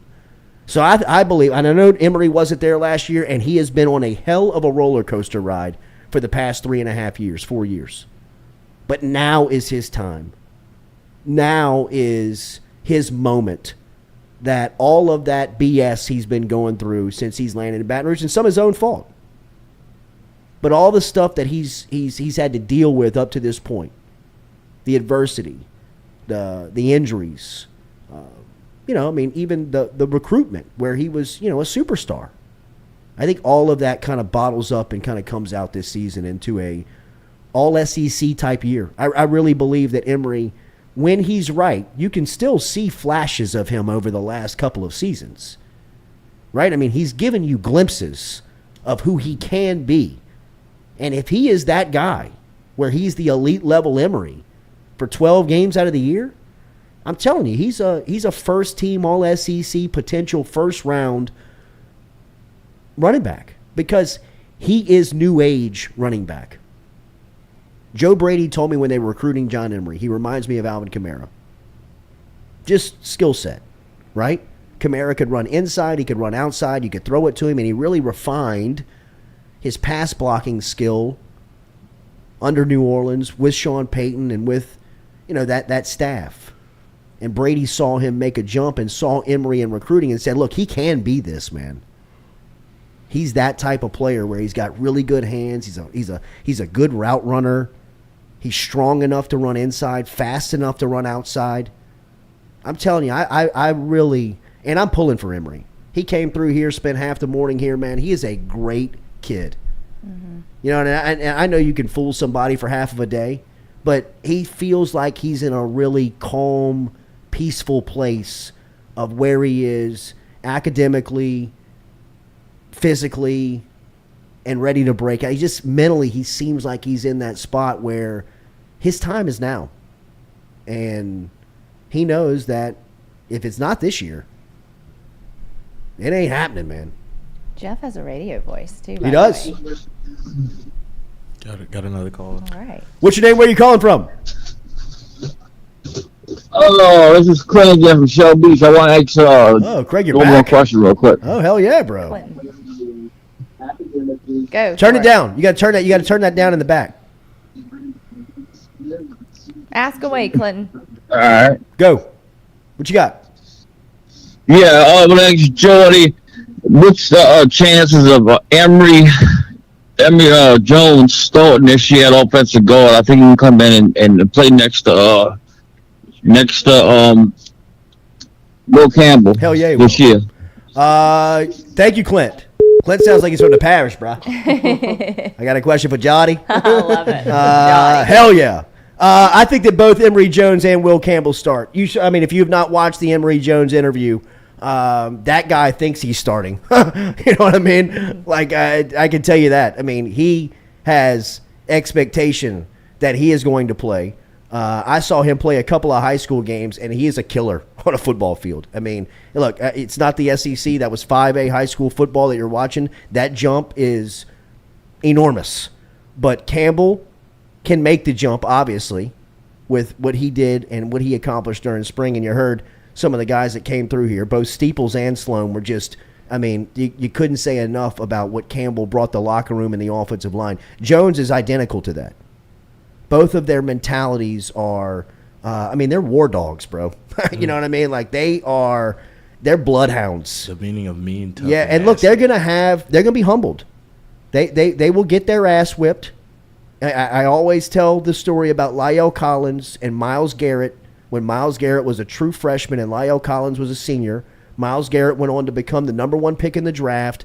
But that night that he played Lyle Collins his freshman season, Lyle Collins abused him, picked him up, brought him off of his feet, and carried him to the sideline. Just buried him into the turf for 3.5 hours. Had to be a humiliating and humbling moment for Myles Garrett. And I expect that Will Campbell and Emory Jones will have a Saturday over the next year that happens, right? I straight up asked Emory Jones a couple of weeks ago, when's the last time you lost a rep? He couldn't remember.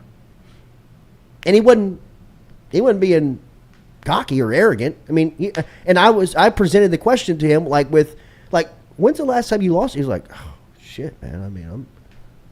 I don't know. I don't know. And you could probably ask the same thing to Will Campbell before spring. When's the last time you lost a rep? 8th grade, maybe? Maybe? Probably not. First day of spring practice at LSU, Allie Gay whipped his ass. B.J. Ojolari made him look like a fool. But like Campbell told Emory Jones, and Emory Jones said right here on this set, is that Will Campbell told him, hey, man, you're going to get beat. There's going to be things that happen to you on this field that has not happened to you on a high school field or hadn't happened in a long time. They're looking to see how you bounce back, how you recover, how you flush that play, move on to the next one. And that's what I believe makes Emory Jones, Will Campbell, that's what makes those cats next level, is that mentally they're there. They're ready to go. Physically, they feel like they're ready to go, but they're still 18 years old. Myles Garrett, he looked like Adonis. You know what I mean? He looked like a Greek statue the night that Collins is burying him. But the difference is that Lyle was 21 and he was 18.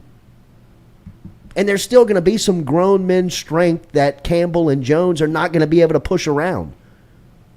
But the skill and experience that they're going to develop over the next, over their freshman season is going, and they will be the absolute hallmarks of the offense over the next 3 years.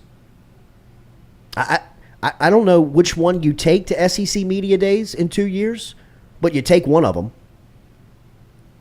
because that's who they are. They are great representatives for the offensive line, for the program, but they are maulers, bro. Those guys are killers. And LSU just doesn't have that. They have not had that. That's been missing in that offensive line room Carmel, Indiana. for a while. Let's go up to Indiana. What's your name? Where are you calling from? Patrick Darcy calling from Spring, Texas. Hell yeah. What you got? This is for Jordy, the football savant. LSU got all this talent. I don't think Coach O left the cupboard bare. So we got a new coach in Brian Kelly, and he's supposed to be pretty good. So why everybody think we bought a 6, 7, 8 win team? No depth. I think the lack of depth is what concerns people, is to go through the SEC and to be able to compete with Alabama, Georgia, Florida, some of the high-end rosters in the league. LSU needs the depth to be able to go through. I mean, look, we just talked about you're going to start in 2 freshman offensive linemen. I mean, that's a great example of the limited amount of – and look, maybe Campbell and Jones break through on any year. They're that good. No matter if you've got stability and veterans that are in already or you've got some depth that you trust, maybe Jones and Campbell still break through. But doesn't that give you an idea of how high the concern is on the offensive line when you're talking legitimately about 2 freshmen starting game 1, play 1 versus Florida State? I think that's the overall issue. I think LSU wins 8 games. I got no problem sitting right here today and rattling off 8 wins for LSU. And I think Brian Kelly is a good enough coach where he's probably worth a win or 2. Like, he's probably going to make some decisions within the game that could potentially win it for you, which LSU has been missing for the past, 17 years, 16 years. You didn't trust the headset at LSU, did you? You never trusted in crunch time that the sideline was going to make the right choice that was going to win the game. They could fall ass backwards into it, or Burrow could make a play to cover it up. But now you've got a guy on the sideline that can really, he can outthink you. He can strategize against you. He can call a timeout in the right moment that it sets him up to win the game. I think Kelly's worth a win or 2, and I think LSU's good enough to win 8 games. So a potential 9-win season, maybe even if they get really lucky, rattle off 10 in the first year. Look, man, it's a long shot. Japan. But I don't think it's outside the question. Calling? Yeah. No. Coach. Heck yeah. Japan. Answer it. What's your name? Where are you calling from? Hey, my name's Lamar, calling from Yokohama, Japan. Wow. Seriously, bro. How are you listening to the show? You've been in the chat before, though, yes, right? you have. How have you listened to the show? Yeah, how long have I listened to the show? Yeah. Oh, for a good minute, man. Like, I've been listening to you since back when you're on, OTB and everything. Oh, no, I appreciate that. How do you access it in Japan? How do you listen to it? Just off a laptop or through your phone? Where do you get it? YouTube, I'm on my phone. Wow. I'm on my phone. What time is it there? It's 10:30 At night? p.m. Wow. Nice. So tell me, what's like going that, on? Man. What's going on in Japan? Like, Yeah, why are you there? Oh, dude, it's classified. So you're a soldier? No, I work for them. Okay. All right. Wow, That's all bro. he can say, Oh, clearly. wow. You are It is classified. classified. We won't ask anymore. What's your question? What's your though? question, man?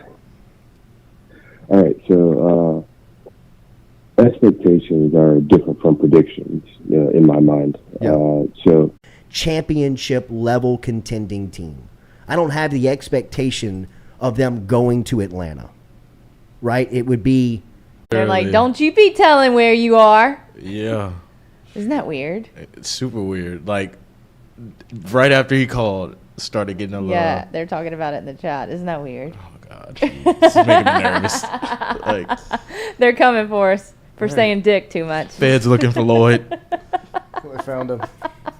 Oh, we got another call, though. That's funny. Baton Rouge number.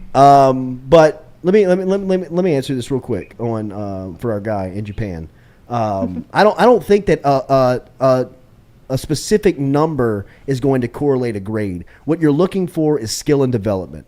You're looking for your team to improve. You're looking for coaching to be paying off from the practice field and carrying over to Saturdays, right? That's what the sign to me of you're in a good spot and made the right hire of what you're looking for. And, as far as the number goes, like I said, I believe that LSU, I'm right around the 8-4 mark with LSU. I mean, just going down the list, real quick, Florida State. We're going to go down the list. Florida State. Say it. Florida State, I think that, I think that's a pick-em game. The fact that it's in New Orleans, I'll give it to LSU. If it was in Orlando, I'd say Florida State. LSU has the home field advantage on it. I'll give them the opener versus Florida State. Mississippi State week 2 in LSU, Southern week 2 in Baton Rouge. Give me a win there. Mississippi State in Baton Rouge week 3. I'll say in Baton Rouge again for the SEC opener. You win there. New Mexico's in town the next weekend. You're 4-0 going into an October tilt at Auburn. Right? LSU and Auburn feel comparable right now. You got a lot of questions. Got a pretty good roster.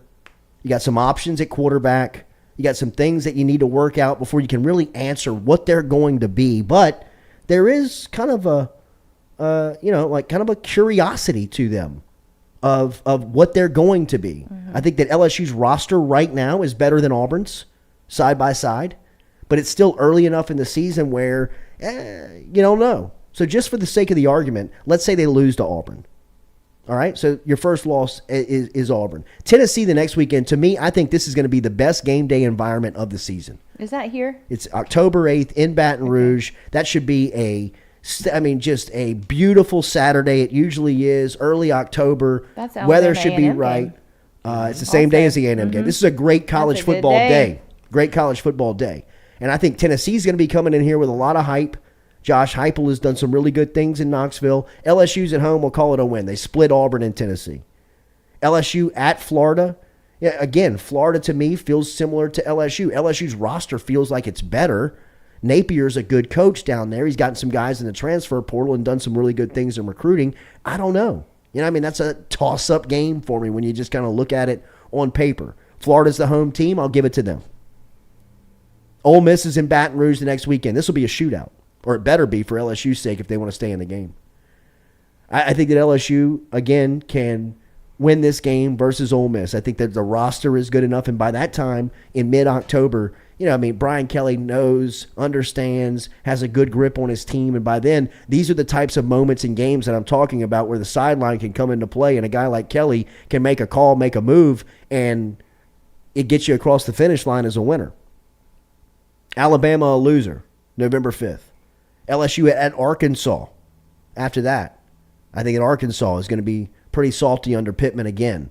I know that there's a lot of turnover on that team, but I think he's doing a really good job of building rosters and expectation and a program up in Fayetteville. I'll take the Hogs there. UAB and then Texas A&M. You split those. They're in College Station the last week of the season. 8-4. Right? And then there's a couple of swing games in there where they can go either way. So, I don't see 5-6 wins as being real feasible for LSU. I think that if you're swimming in those waters, you're in trouble. You're asking what the hell's going on with LSU? How are they this bad when they're so good at key spots like defensive line and wide receiver and quarterback and running back and you've got the guys. Offensive line still has questions, but for the most part, they should be competitive at this level. Feel much more secure about the offensive line now than I did when I saw them pulling out of Houston versus Kansas State in early January. Did we answer his question? Lamar from Japan? Yeah. Mm-hmm. Okay. Yeah. Give him a whole season preview. Right. Okay. All right, we got a BR number. What's your name? Where you calling from? Still no? Are they not? Hello? Yes, sir. What's your name? Where you calling from? Kenny. Kenny from Baton Rouge? Denham Springs. Hell yeah, Kenny. What's your question? Real quick. Yes, sir. Number one, can we that 13-second Fashion Rico clip, can we make that part of the show open? Hell yeah. Yes, that's absolutely. On a daily basis. You ask and you will receive. Yes, sir. And number two, are you going to get BK on there before he has a kick-ass breakout season this year? Because I think that there's just going to be some seriously messy LSU football going on this year, that they're just going to be cleaning house?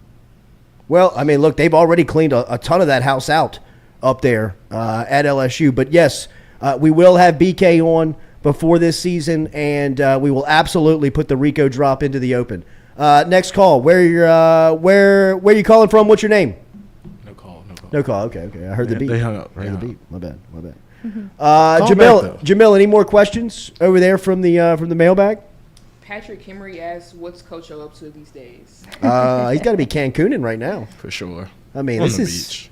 this is probably as good as it gets for O. Mm. I mean, money is right. Yes. Tan is right. When does his check hit every month? I know that he's gotten. I want to say that he's gotten $7 million of the buyout already. I'd be on the beach. Oh, you kidding? Maybe he wants to be a sponsor. Maybe we can get him on. Title sponsor? I mean, for real, Jordy. For real? I mean, I've texted him.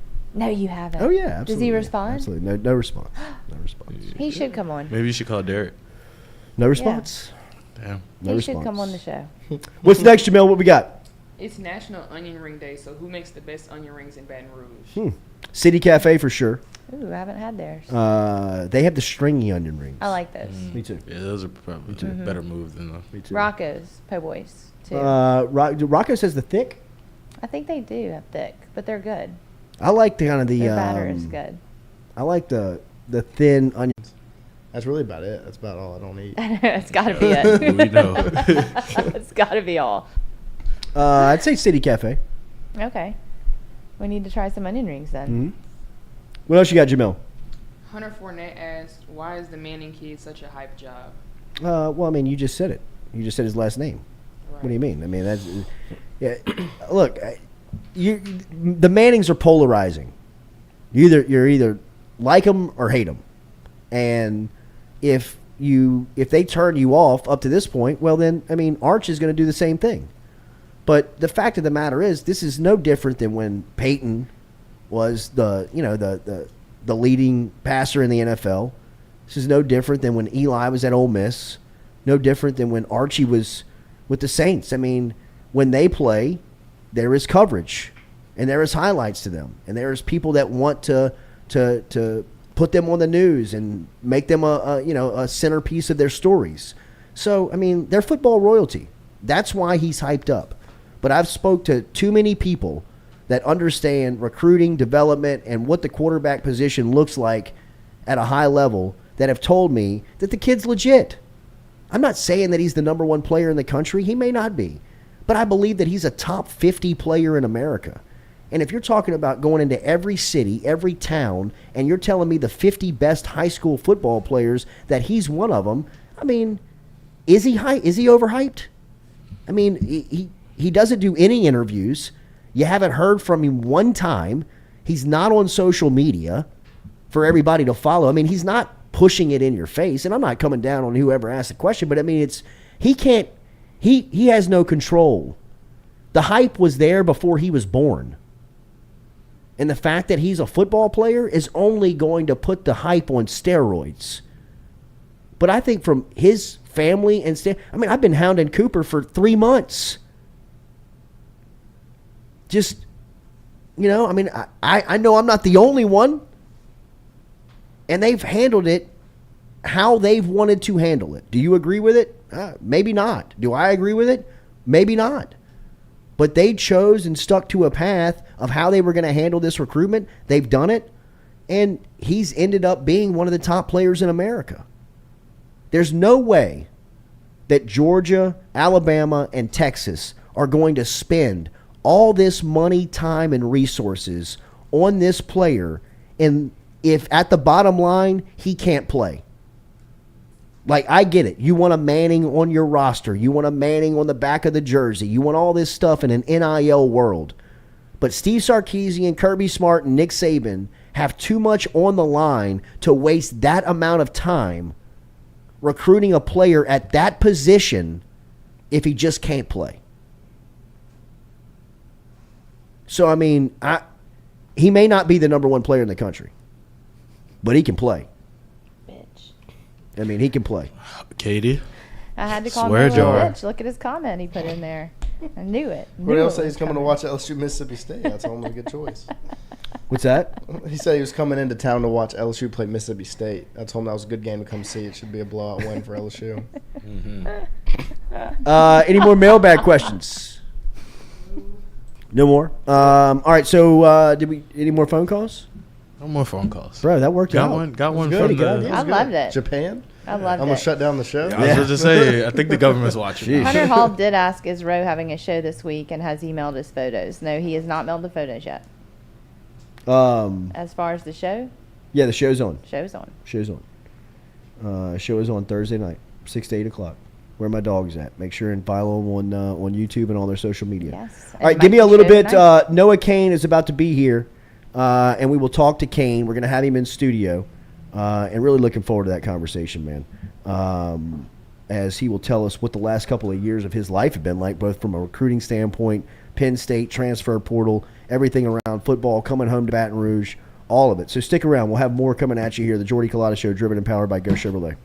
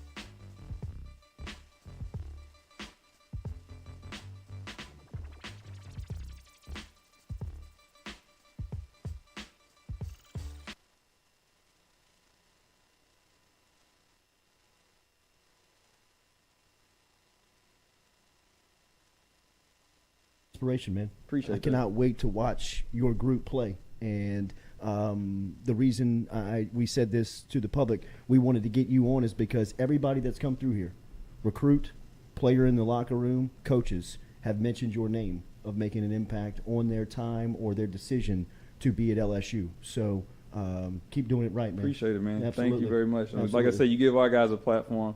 They come in talking about the show, so Yeah. this is awesome. Nice setup too. I might steal one of these couches. Yeah, you got it, bro. You got it. We got a lot of gear for you. Yeah. Thank you, man. Appreciate it. LSU cornerbacks coach Robert Steeple's in with us for that was great inspiration, man. Appreciate I that. cannot wait to watch your group play. And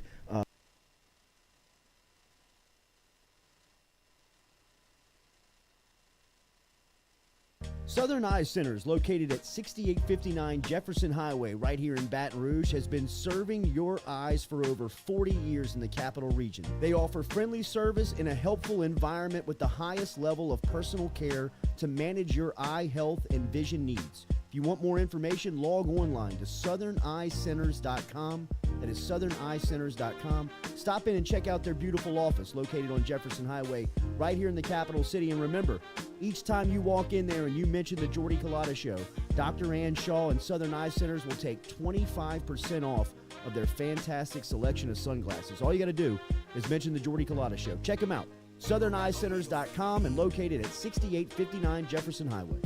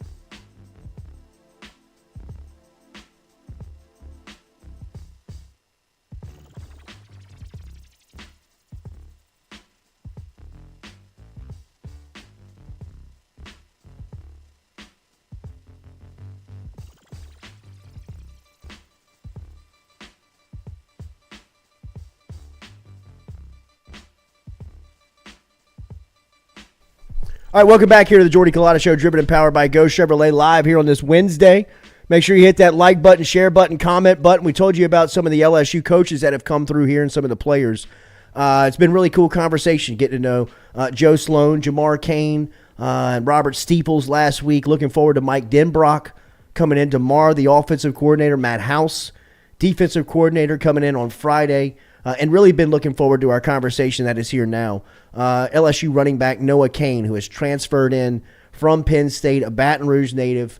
His uncle and I, Courtney Trask, went to high school together. Courtney was the starting point guard on a 3-time state championship Parkview Baptist squad. Went on to play at Memphis, where he was the Rookie of the Year under Johnny Jones in that league. I believe it was Conference USA, wasn't it? It was Conference USA. And now his nephew, Noah Cain, as we said, Baton Rouge native, has experienced tremendous amount of success on the football field. As a prep athlete over in Texas, he transferred over to IMG for his last season in high school football, and he was a big-time recruit. LSU was in on him. He ended up at Penn State, and now he's back in Baton Rouge with 2 seasons to play 2 years, and he is in studio with us looking NFL ready this morning. My guy, Noah, it's good to see you again, bro. Yeah. Welcome back home. Likewise, man. Thank you for having me. Absolutely. Tell me how we got here. We're gonna go through all of this, but your recruitment was wild. You're ending up at Penn State. You had a great rookie season at Penn State, a huge game versus Iowa. How did you end up back in Baton Rouge here with 2 seasons left of college football? Yeah, man. So it's just been a wild process, from the time that I got in the transfer portal and, the time that I made my decision. Once I got in the transfer portal, I had seen Coach Frank. Coach Frank was coming back to LSU. Coach Frank, is somebody that, I've been knowing since middle school because I've been going to LSU camps every summer since I was about 12, 13 years old. And Coach Frank and I already had a relationship just from him seeing me work and becoming the player I am today just from middle school until now. So, he knew the type of mindset I have going into my work and how I prepare. And once I was presented with the opportunity to come back home, I jumped on it immediately. Yeah. It was just, I'm just happy to be back here, man, blessed and, appreciative to be at LSU. Take me through your recruitment. It was wild. At one point, it felt like you were one of LSU's top players on their board, and then you ended up at Penn State. Take me through your recruiting process. Man, the recruiting process was crazy. I know it's crazy for everybody, Sure. But, for my situation, when I was coming through high school, I was telling every school I was going to wait until, probably like the earliest signing day period, which was like December 18th, back in 2018. And, so I was waiting to the very end because I just wanted to see, coaches change. Just so many things play out all the time with the recruitment process. So I wanted to wait to the end. And of course, when I waited till December, there's a few select schools I had left. Those were the schools I really felt like were going to be the best for me because I just wanted to see which coaching staff was going to be there going into that following season. And of course, I ended up at Penn State. Everything works out for a reason. So, I had a great time at Penn State. I'm really appreciative of the opportunity. But now I'm back home, my dream school. So it's great. You played 6A high school football in Texas. Then you played IMG football for one of the great prep schools in our country. What was your high school experience like? IMG prepared me for college. It really taught me how to compete. Every day in practice, not just the games. Because some players come from different high schools to where they're the guy all the time, and they don't have to really go as hard every day in practice. But at IMG, you have to earn your carries, earn your play time every practice. It was a grind day in, day out, on and off the field. It taught you how to be accountable at an early age, which really helped me with my transition to Penn State. Once I got to Penn State, it was a smooth transition because when I was at IMG, I was already doing the same things that, they do in college as far as workout regimen, as far as eating the right way, as far as just being on time for meetings, having the right mindset going to each day that you can be replaced. You're just a number. Even at this level, you can take it for granted, but it's millions of other people that want to be in your same situation. So IMG just really prepared me how to have that day in, day out mindset of just trying to be the best version of yourself. What was the competition like daily in those practices? It was real. Trey Sanders, one of my best friends here at Alabama right now.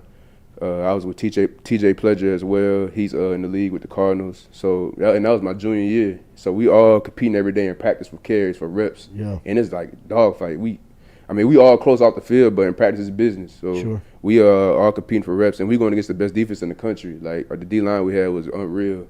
We had Clemson, Georgia, Ohio State.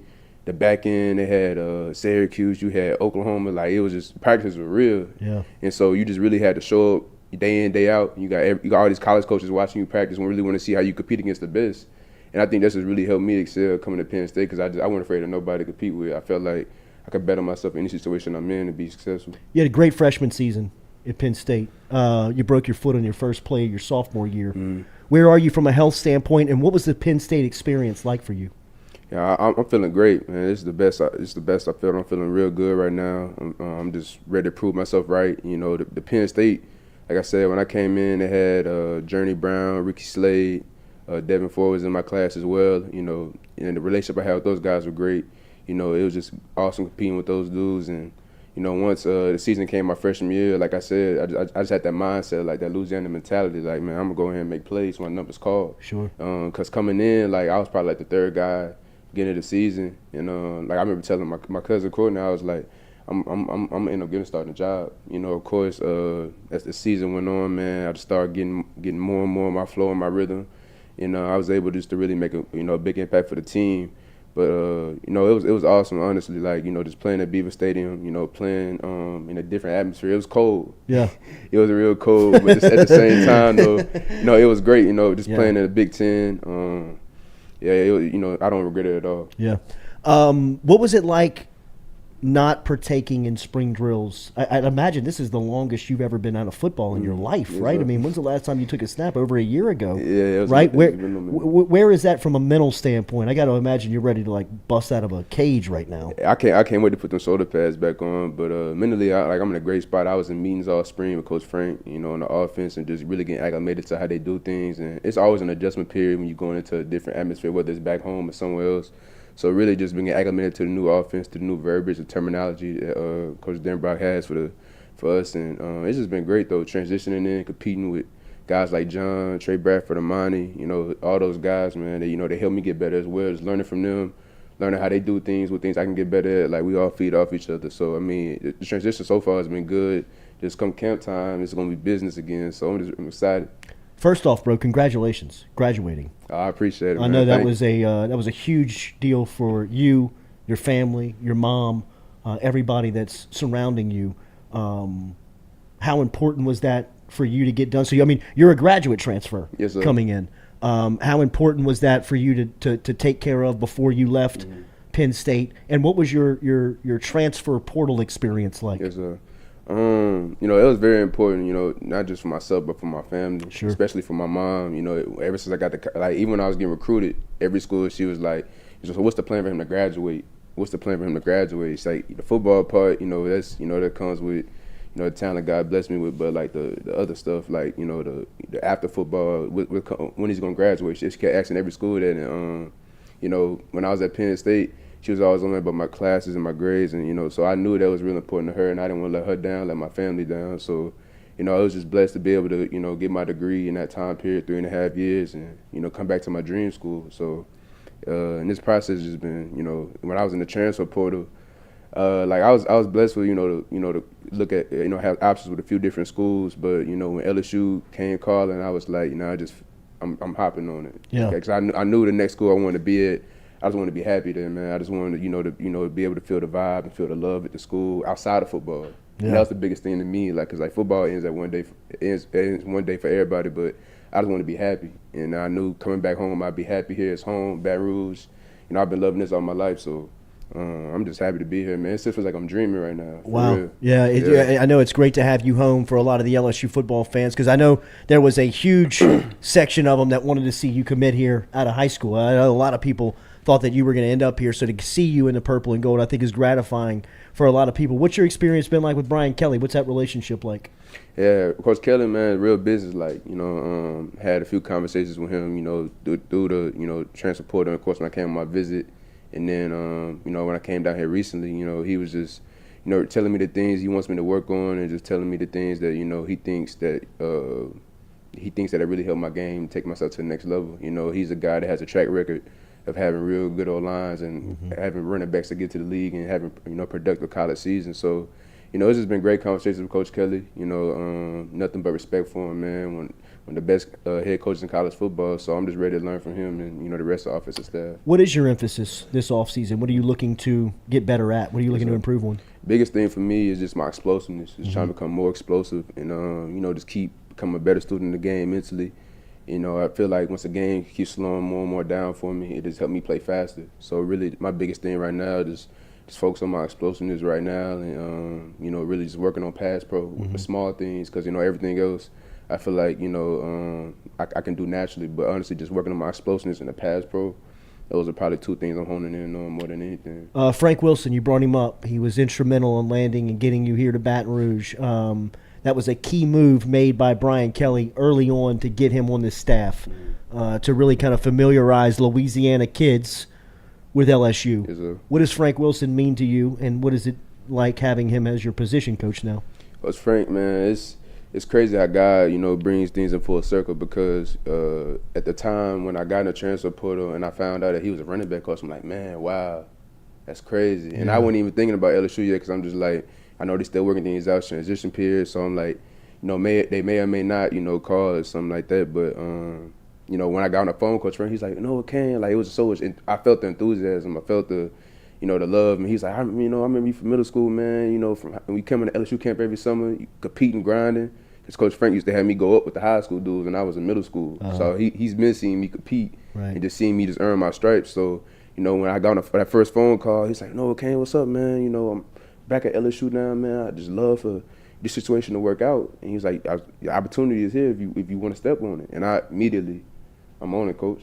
Hey, I didn't even double think about it. You know, I was blessed with other opportunities from other schools, but it's nothing like home for real, especially when it's somebody like Coach Frank, you know, who's coached the best of the best. Guys from like back to Alpha Blue, Hilliard, Hill, Leonard, recruiting guys like he knows what those top backs look like. And to myself, I'm like, if he knows what those top backs look like, I know he's gonna help me get to that level to where they at. And so it's just how that played out, man. It's just been great. Yeah, it's been great. Baton Rouge is you're from here. Yes, sir. Explain your history of Baton Rouge to people, because I during recruiting it was crazy when you saw your name and that you were from Baton Rouge and IMG.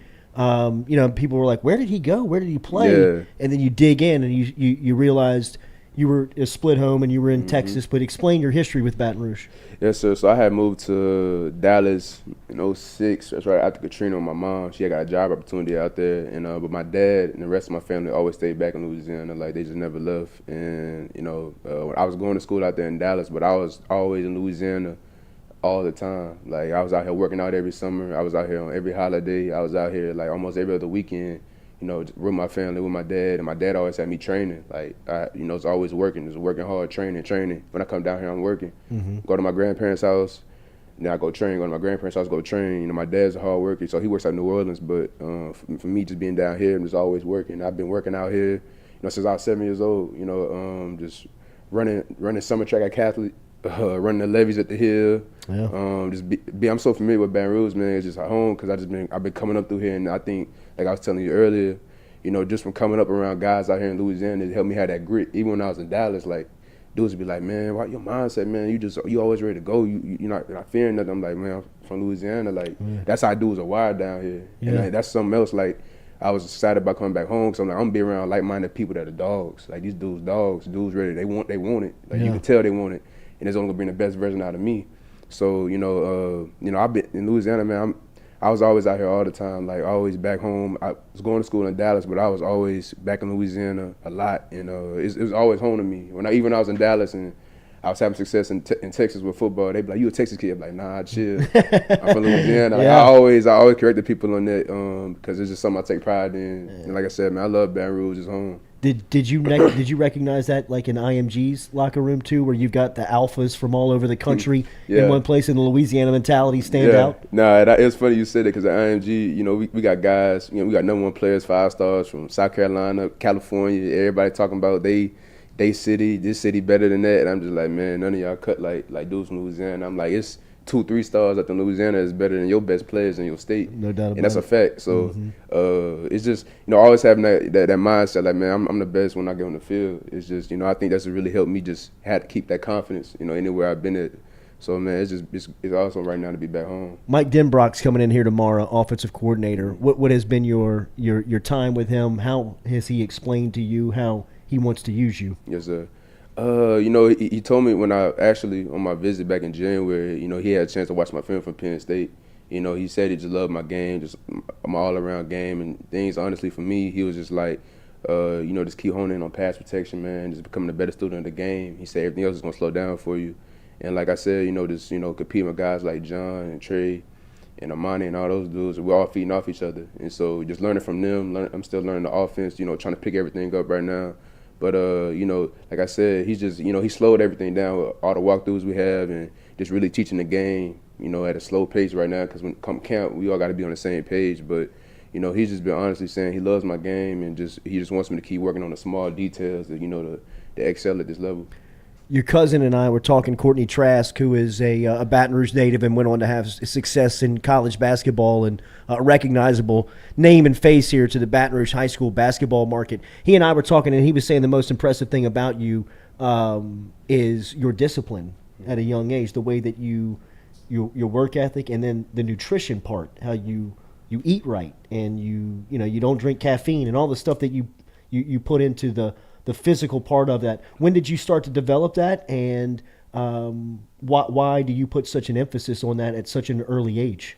Yes, I think honestly for me, I've had great mentors. I've had great people I could look up to and just pick knowledge from them that's helped me just have that mentality and mindset of you got to take care of your body or else your body's going to run out on you. So I think, just with the guys in my circle and the people I've looked up to my whole life, they really just reminded me like, man, this is a rare opportunity. Everybody doesn't get this opportunity. So if you don't take care of your body, you must not want to get to the league. And it's just like, if you don't take care of your body, you must not want to take care of your mama. So just really just having those little reminders in the back of your head. Yeah, I may want to get some fried shit from Chimes or something like that. But like, that's not what you need right now. You need to go get some broccoli, some salmon. Even though it may not taste the best at the time, it's like you still need that because every day is going to cost you. Whether you want to eat that, it's still going to cost you. So I think, just having the right people in my circle, being able to talk to, and look up to the right people, it's really helped me just have those little reminders of like, if you want to get to that next level, if you want to be the best version of yourself, you need to be taking care of your body like a professional. And I think I've been trying to have that mindset since IMG. And because in Texas, I ain't gonna lie, my freshman, sophomore year, I used to eat like red beans before games. I get Popeyes. It was like, and it was good. I was younger then, so I could get away with it. Right. But as I got older, it's like, like I said, my circles, it's gonna catch up with you. It's gonna catch up. It catch up with you, and it catch up with you. And so I think that's what's really helped me just kind of just be disciplined in my eating and just really just have the right mindset of what I'm doing off the field. I can't imagine the pressure that takes off of the nutrition and the weight staff on trying to get guys to be motivated to get to that mindset and have a guy like you that because it's usually about this time in your athletic life, your junior and senior year in college, when you really start to even pay attention to that. True. You know what I mean? I don't mean to throw him under the bus. I think he would tell you this, but even like Stingley 2 years ago, that was their biggest emphasis with him was like, stop going to Chick-fil-A.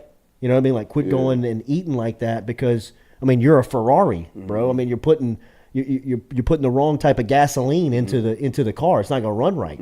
And I think last year he really started to really pay attention to that. But it was at that time in his athletic life where he just even started to say, hey, I got to get real on this. Yeah. Right? Yeah. So, I mean, I think that mindset alone is so far advanced in your competition. What are your expectations for yourself here in year one at LSU? Man, it's, my college career, from just having the season I had my freshman year at Penn State, getting hurt my sophomore year, and not having the season I wanted to have last year. Going into this season, I'm just ready to prove myself right because I know what I'm capable of. I know I can do all the things that all these other backs are doing in the country. And, just being back in this offense, of course, Ben Brock, seeing what he did at Cincinnati, and I feel like the sky's the limit for myself, and not just only for myself, but for John, Trey, and Amani, for all of us to be successful because I'm just real eager to get on the field and prove it to myself this year. I'm not even worried about, accolades, nothing like that. I know what I can do. I'm real confident in what I can do. And like I said, I'm feeling great right now. So I'm just ready to prove it to myself this year that all the work I put in my whole life is about to pay off. And I'm just real excited about, playing Florida State week 1. Man, it's going to be cool to watch you play in the purple and gold. You wearing 21? I hope so. That's the plan. That's the number I asked for. So we're going to see in these next few weeks. Off season right now, what's it been like to work out with Jacob Flint and his staff? New weight coach. I know that you don't have any experience with Tommy Moffitt, but Moffitt was here for a long time. Yes, sir. And that turnover on that position obviously affected a lot of people. How have you seen his weight program here in the summertime get you guys prepared?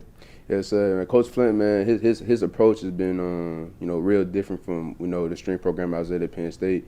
And this is honestly, it's been great so far. really just trying to get us more explosive and not trying to kill our bodies, but just trying to do the things that we need and not necessarily do the things that everybody else is doing. He's not worried about how much weight you're doing, or are you doing it efficiently? Are you doing it at a great pace? So I think that, the plan, and I've been talking to Coach Flynn since probably spring once he got there, and just really just trying to see where he wants me at weight wise, where he wants me at, speed wise, and just honestly, man, just learning from him, learning the small things, like you don't need to put all this much weight on you all the time to be explosive. You don't need to put all this weight on you all the time to you don't have to be the biggest person on the field. You got to be able to move efficiently. And I think that's been his emphasis on with everybody. You don't have to lift all that weight to be efficient on the field. So I think his approach, just for myself and for the rest of the guys, has been awesome. Dudes love Coach Flint. He brings a lot of enthusiasm every morning. So it's been great learning from him and his staff. What are your thoughts on the SEC from playing in the Big Ten the last 2 years, and what are your expectations of the league now that you're going to be a part of it? SEC West, it's the best. It's the best division in college football. I'm coming from the Big Ten West, Big Ten West or East, but playing Ohio State, Michigan. Yeah. On the tough side. Yeah, on the tough side, like playing Michigan State, all those Iowa every year. Those don't get me wrong. Those are battles too. But this SEC West is dogs. Like it's the South, and I grew up in this environment, so it's like had the opportunity to go play Auburn, Alabama, Ole Miss. Like you on the biggest stage, it's just about showing up. And so I think stage is set. It's just all about how we prepare. How we come out on Saturdays. So I'm excited about being in this division. You be on there playing on the biggest stage. Everybody watching the SEC West every weekend. So, like I said, the stage is set. So I'm excited about playing on this stage. Absolutely. Noah Kane, very impressive here with a couple of minutes with the Baton Rouge native transferring into LSU. Going to be in that running back room. You mentioned the guys that you're going through the competition with. I was talking to Frank Wilson early on in the process. I think it was right after you came in, and I believe Corey Kiner was still a part of the room at the time. Yes, sir. But even without him, it feels like an NFL room. It feels like you guys are NFL backs that are in competition. How do you feel about the crew around you that you'll be sharing the load with? Yes, so I began to know all those guys, from when I got here a few weeks ago. So it's been great, seeing how they work, seeing how they prepare.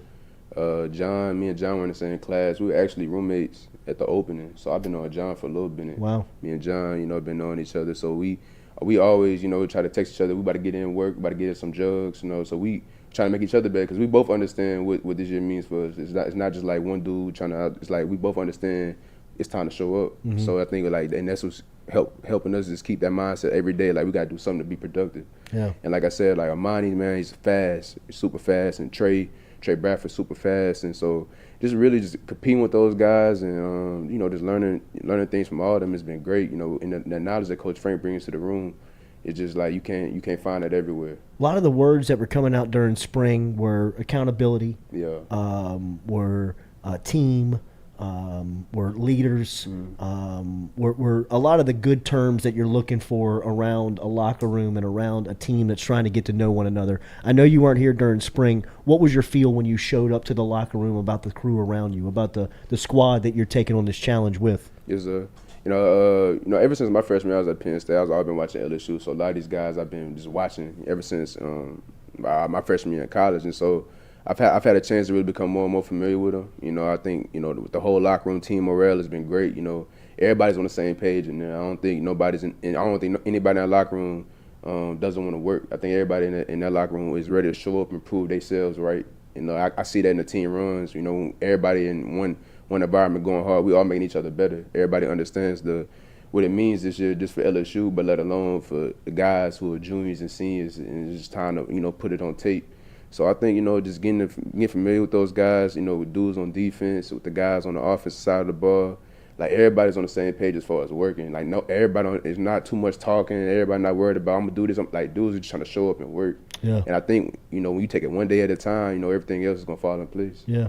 This has got to be a cool moment for you, back home in front of your family. I know you mentioned that you still feel like you're kind of walking on clouds, but has it sunk in yet on what? I guess the Southern game's going to be when you run out of Tiger Stadium, and you'll probably have multiple carries that night in front of your family, in front of your home crowd. Has that started to kind of sink in yet? It hasn't even sink in. Honestly, the first day that we had summer workouts, I was putting on the LSU shirt and the shorts, and I was like, "This is wild." Wow. This is like I had chills. I'm like, I'm putting on the LSU T-shirt, LSU shoes, Wow. LSU socks. I'm getting the gear like a kid again. Like Yeah. You think I'm a recruiter or a freshman? Right. Cause this is like, man, this is my dream school, and like, you know, going into Penn State, I didn't even think that all this would happen like this. You know, Sure. I didn't even. It just, like I said, things happen for a reason. And, you know, when I was doing all that, putting on the gear, and, you know, just going out to work, I'm like, I don't want to regret this opportunity. I want to take advantage of every day that I have here, because this is a rare opportunity a lot of people don't get.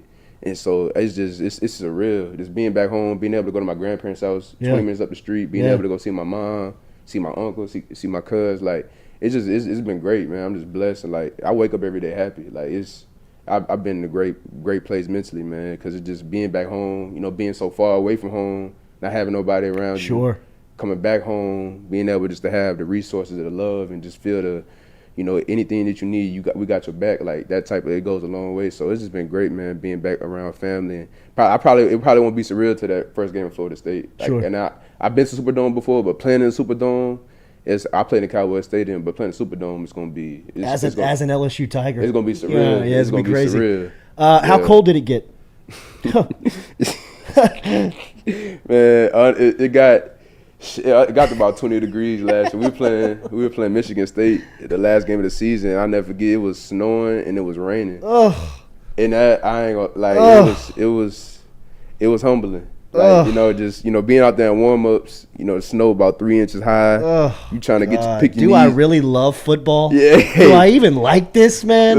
You try not to let those thoughts get in your head, because it's like you making a man decision going out there, and then like we not running backs not allowed to wear long sleeves, so we going out there just sleeveless, and like they're like, put some Vaseline on, you gonna be warm. I'm like, hold on, I'm not from around here, y'all. Like, y'all boys from VA, Maryland, you know, New Jersey. I'm like, yo, turtleneck, cuz. Yeah, they're like, man, you know, you with me good, Kane? And I'm just like, yo, this is wild. Like, y'all really playing? You can get a dome out here. Like I said, though, just being back in this heat, it's been a great. Like, I've been happy back in this heat, just working out, and being in this environment.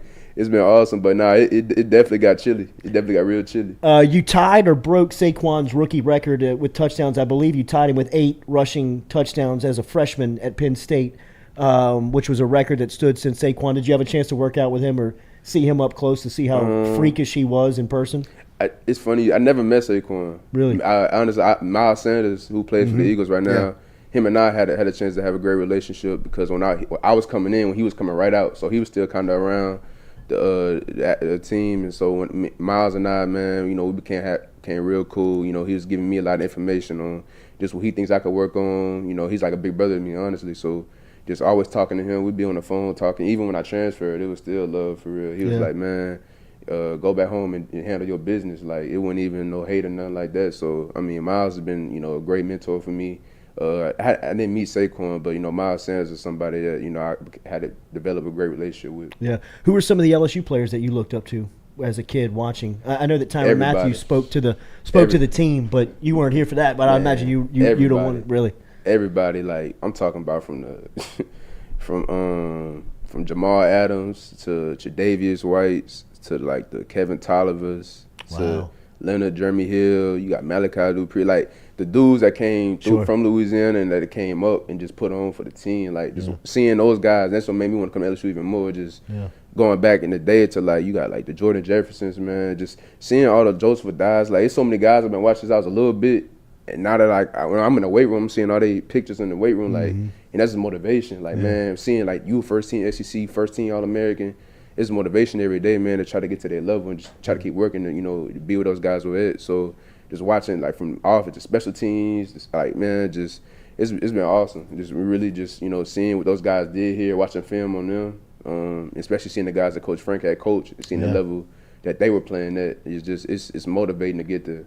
I know he brought a lot of those guys back in the offseason. I know that you may not have had a chance to be there, but I know Fournette and Jeremy Hill and Hester and even Clyde Edwards-Helaire came back and spoke to the room. It's got to be a prideful moment to be a part of, you know, what feels like a fraternity of LSU and RBU, of, you know, the running backs that they've put out over the last 10 to 20 years. Yes, sir. No, it's most definitely. It's different. It's a different feeling putting on that purple and gold. And honestly, like, you know, no disrespect to Penn State, man, but when it's a dream school, it's just a different type of feeling. It's a different type of motivation. And like I said, just seeing guys like Clyde come back, Leonard come back, Jeremy Hill's always around a lot, you know, and just watching the track record of all those other running backs that came through LSU and put on for LSU, it's inspiring. It's, you know, be able to say like I'm in the same shoes as you. I had the same opportunity to do what you did or even better. Like it's real inspiring. So yeah. Congratulations on your journey, bro. Congratulations you. on graduating and getting yourself back here with 2 years to get yourself to the league. You feel like a pro. You look like a pro. You got great family, and I know that it's very prideful of them to have you home. So looking forward to watching you play. Thanks for coming through this morning. I appreciate you. Yes, sir. Absolutely, man. Noah Kane, the LSU transfer out of Penn State, a Baton Rouge native, back home with 2 years left remaining of eligibility in that running backs room with Frank Wilson and the crew over there. Looking forward to watching him play. We appreciate him being here. We'll be back with you tomorrow morning, 7 a.m., or stick around. Make sure you're subscribed. We could have a social media announcement of another interview coming through at some point today. But make sure you like, share, comment. We appreciate you being out there. Go Chevrolet driving us. For Noah Kane and the crew, we're out of here. We'll be back with you at 7 a.m. tomorrow morning.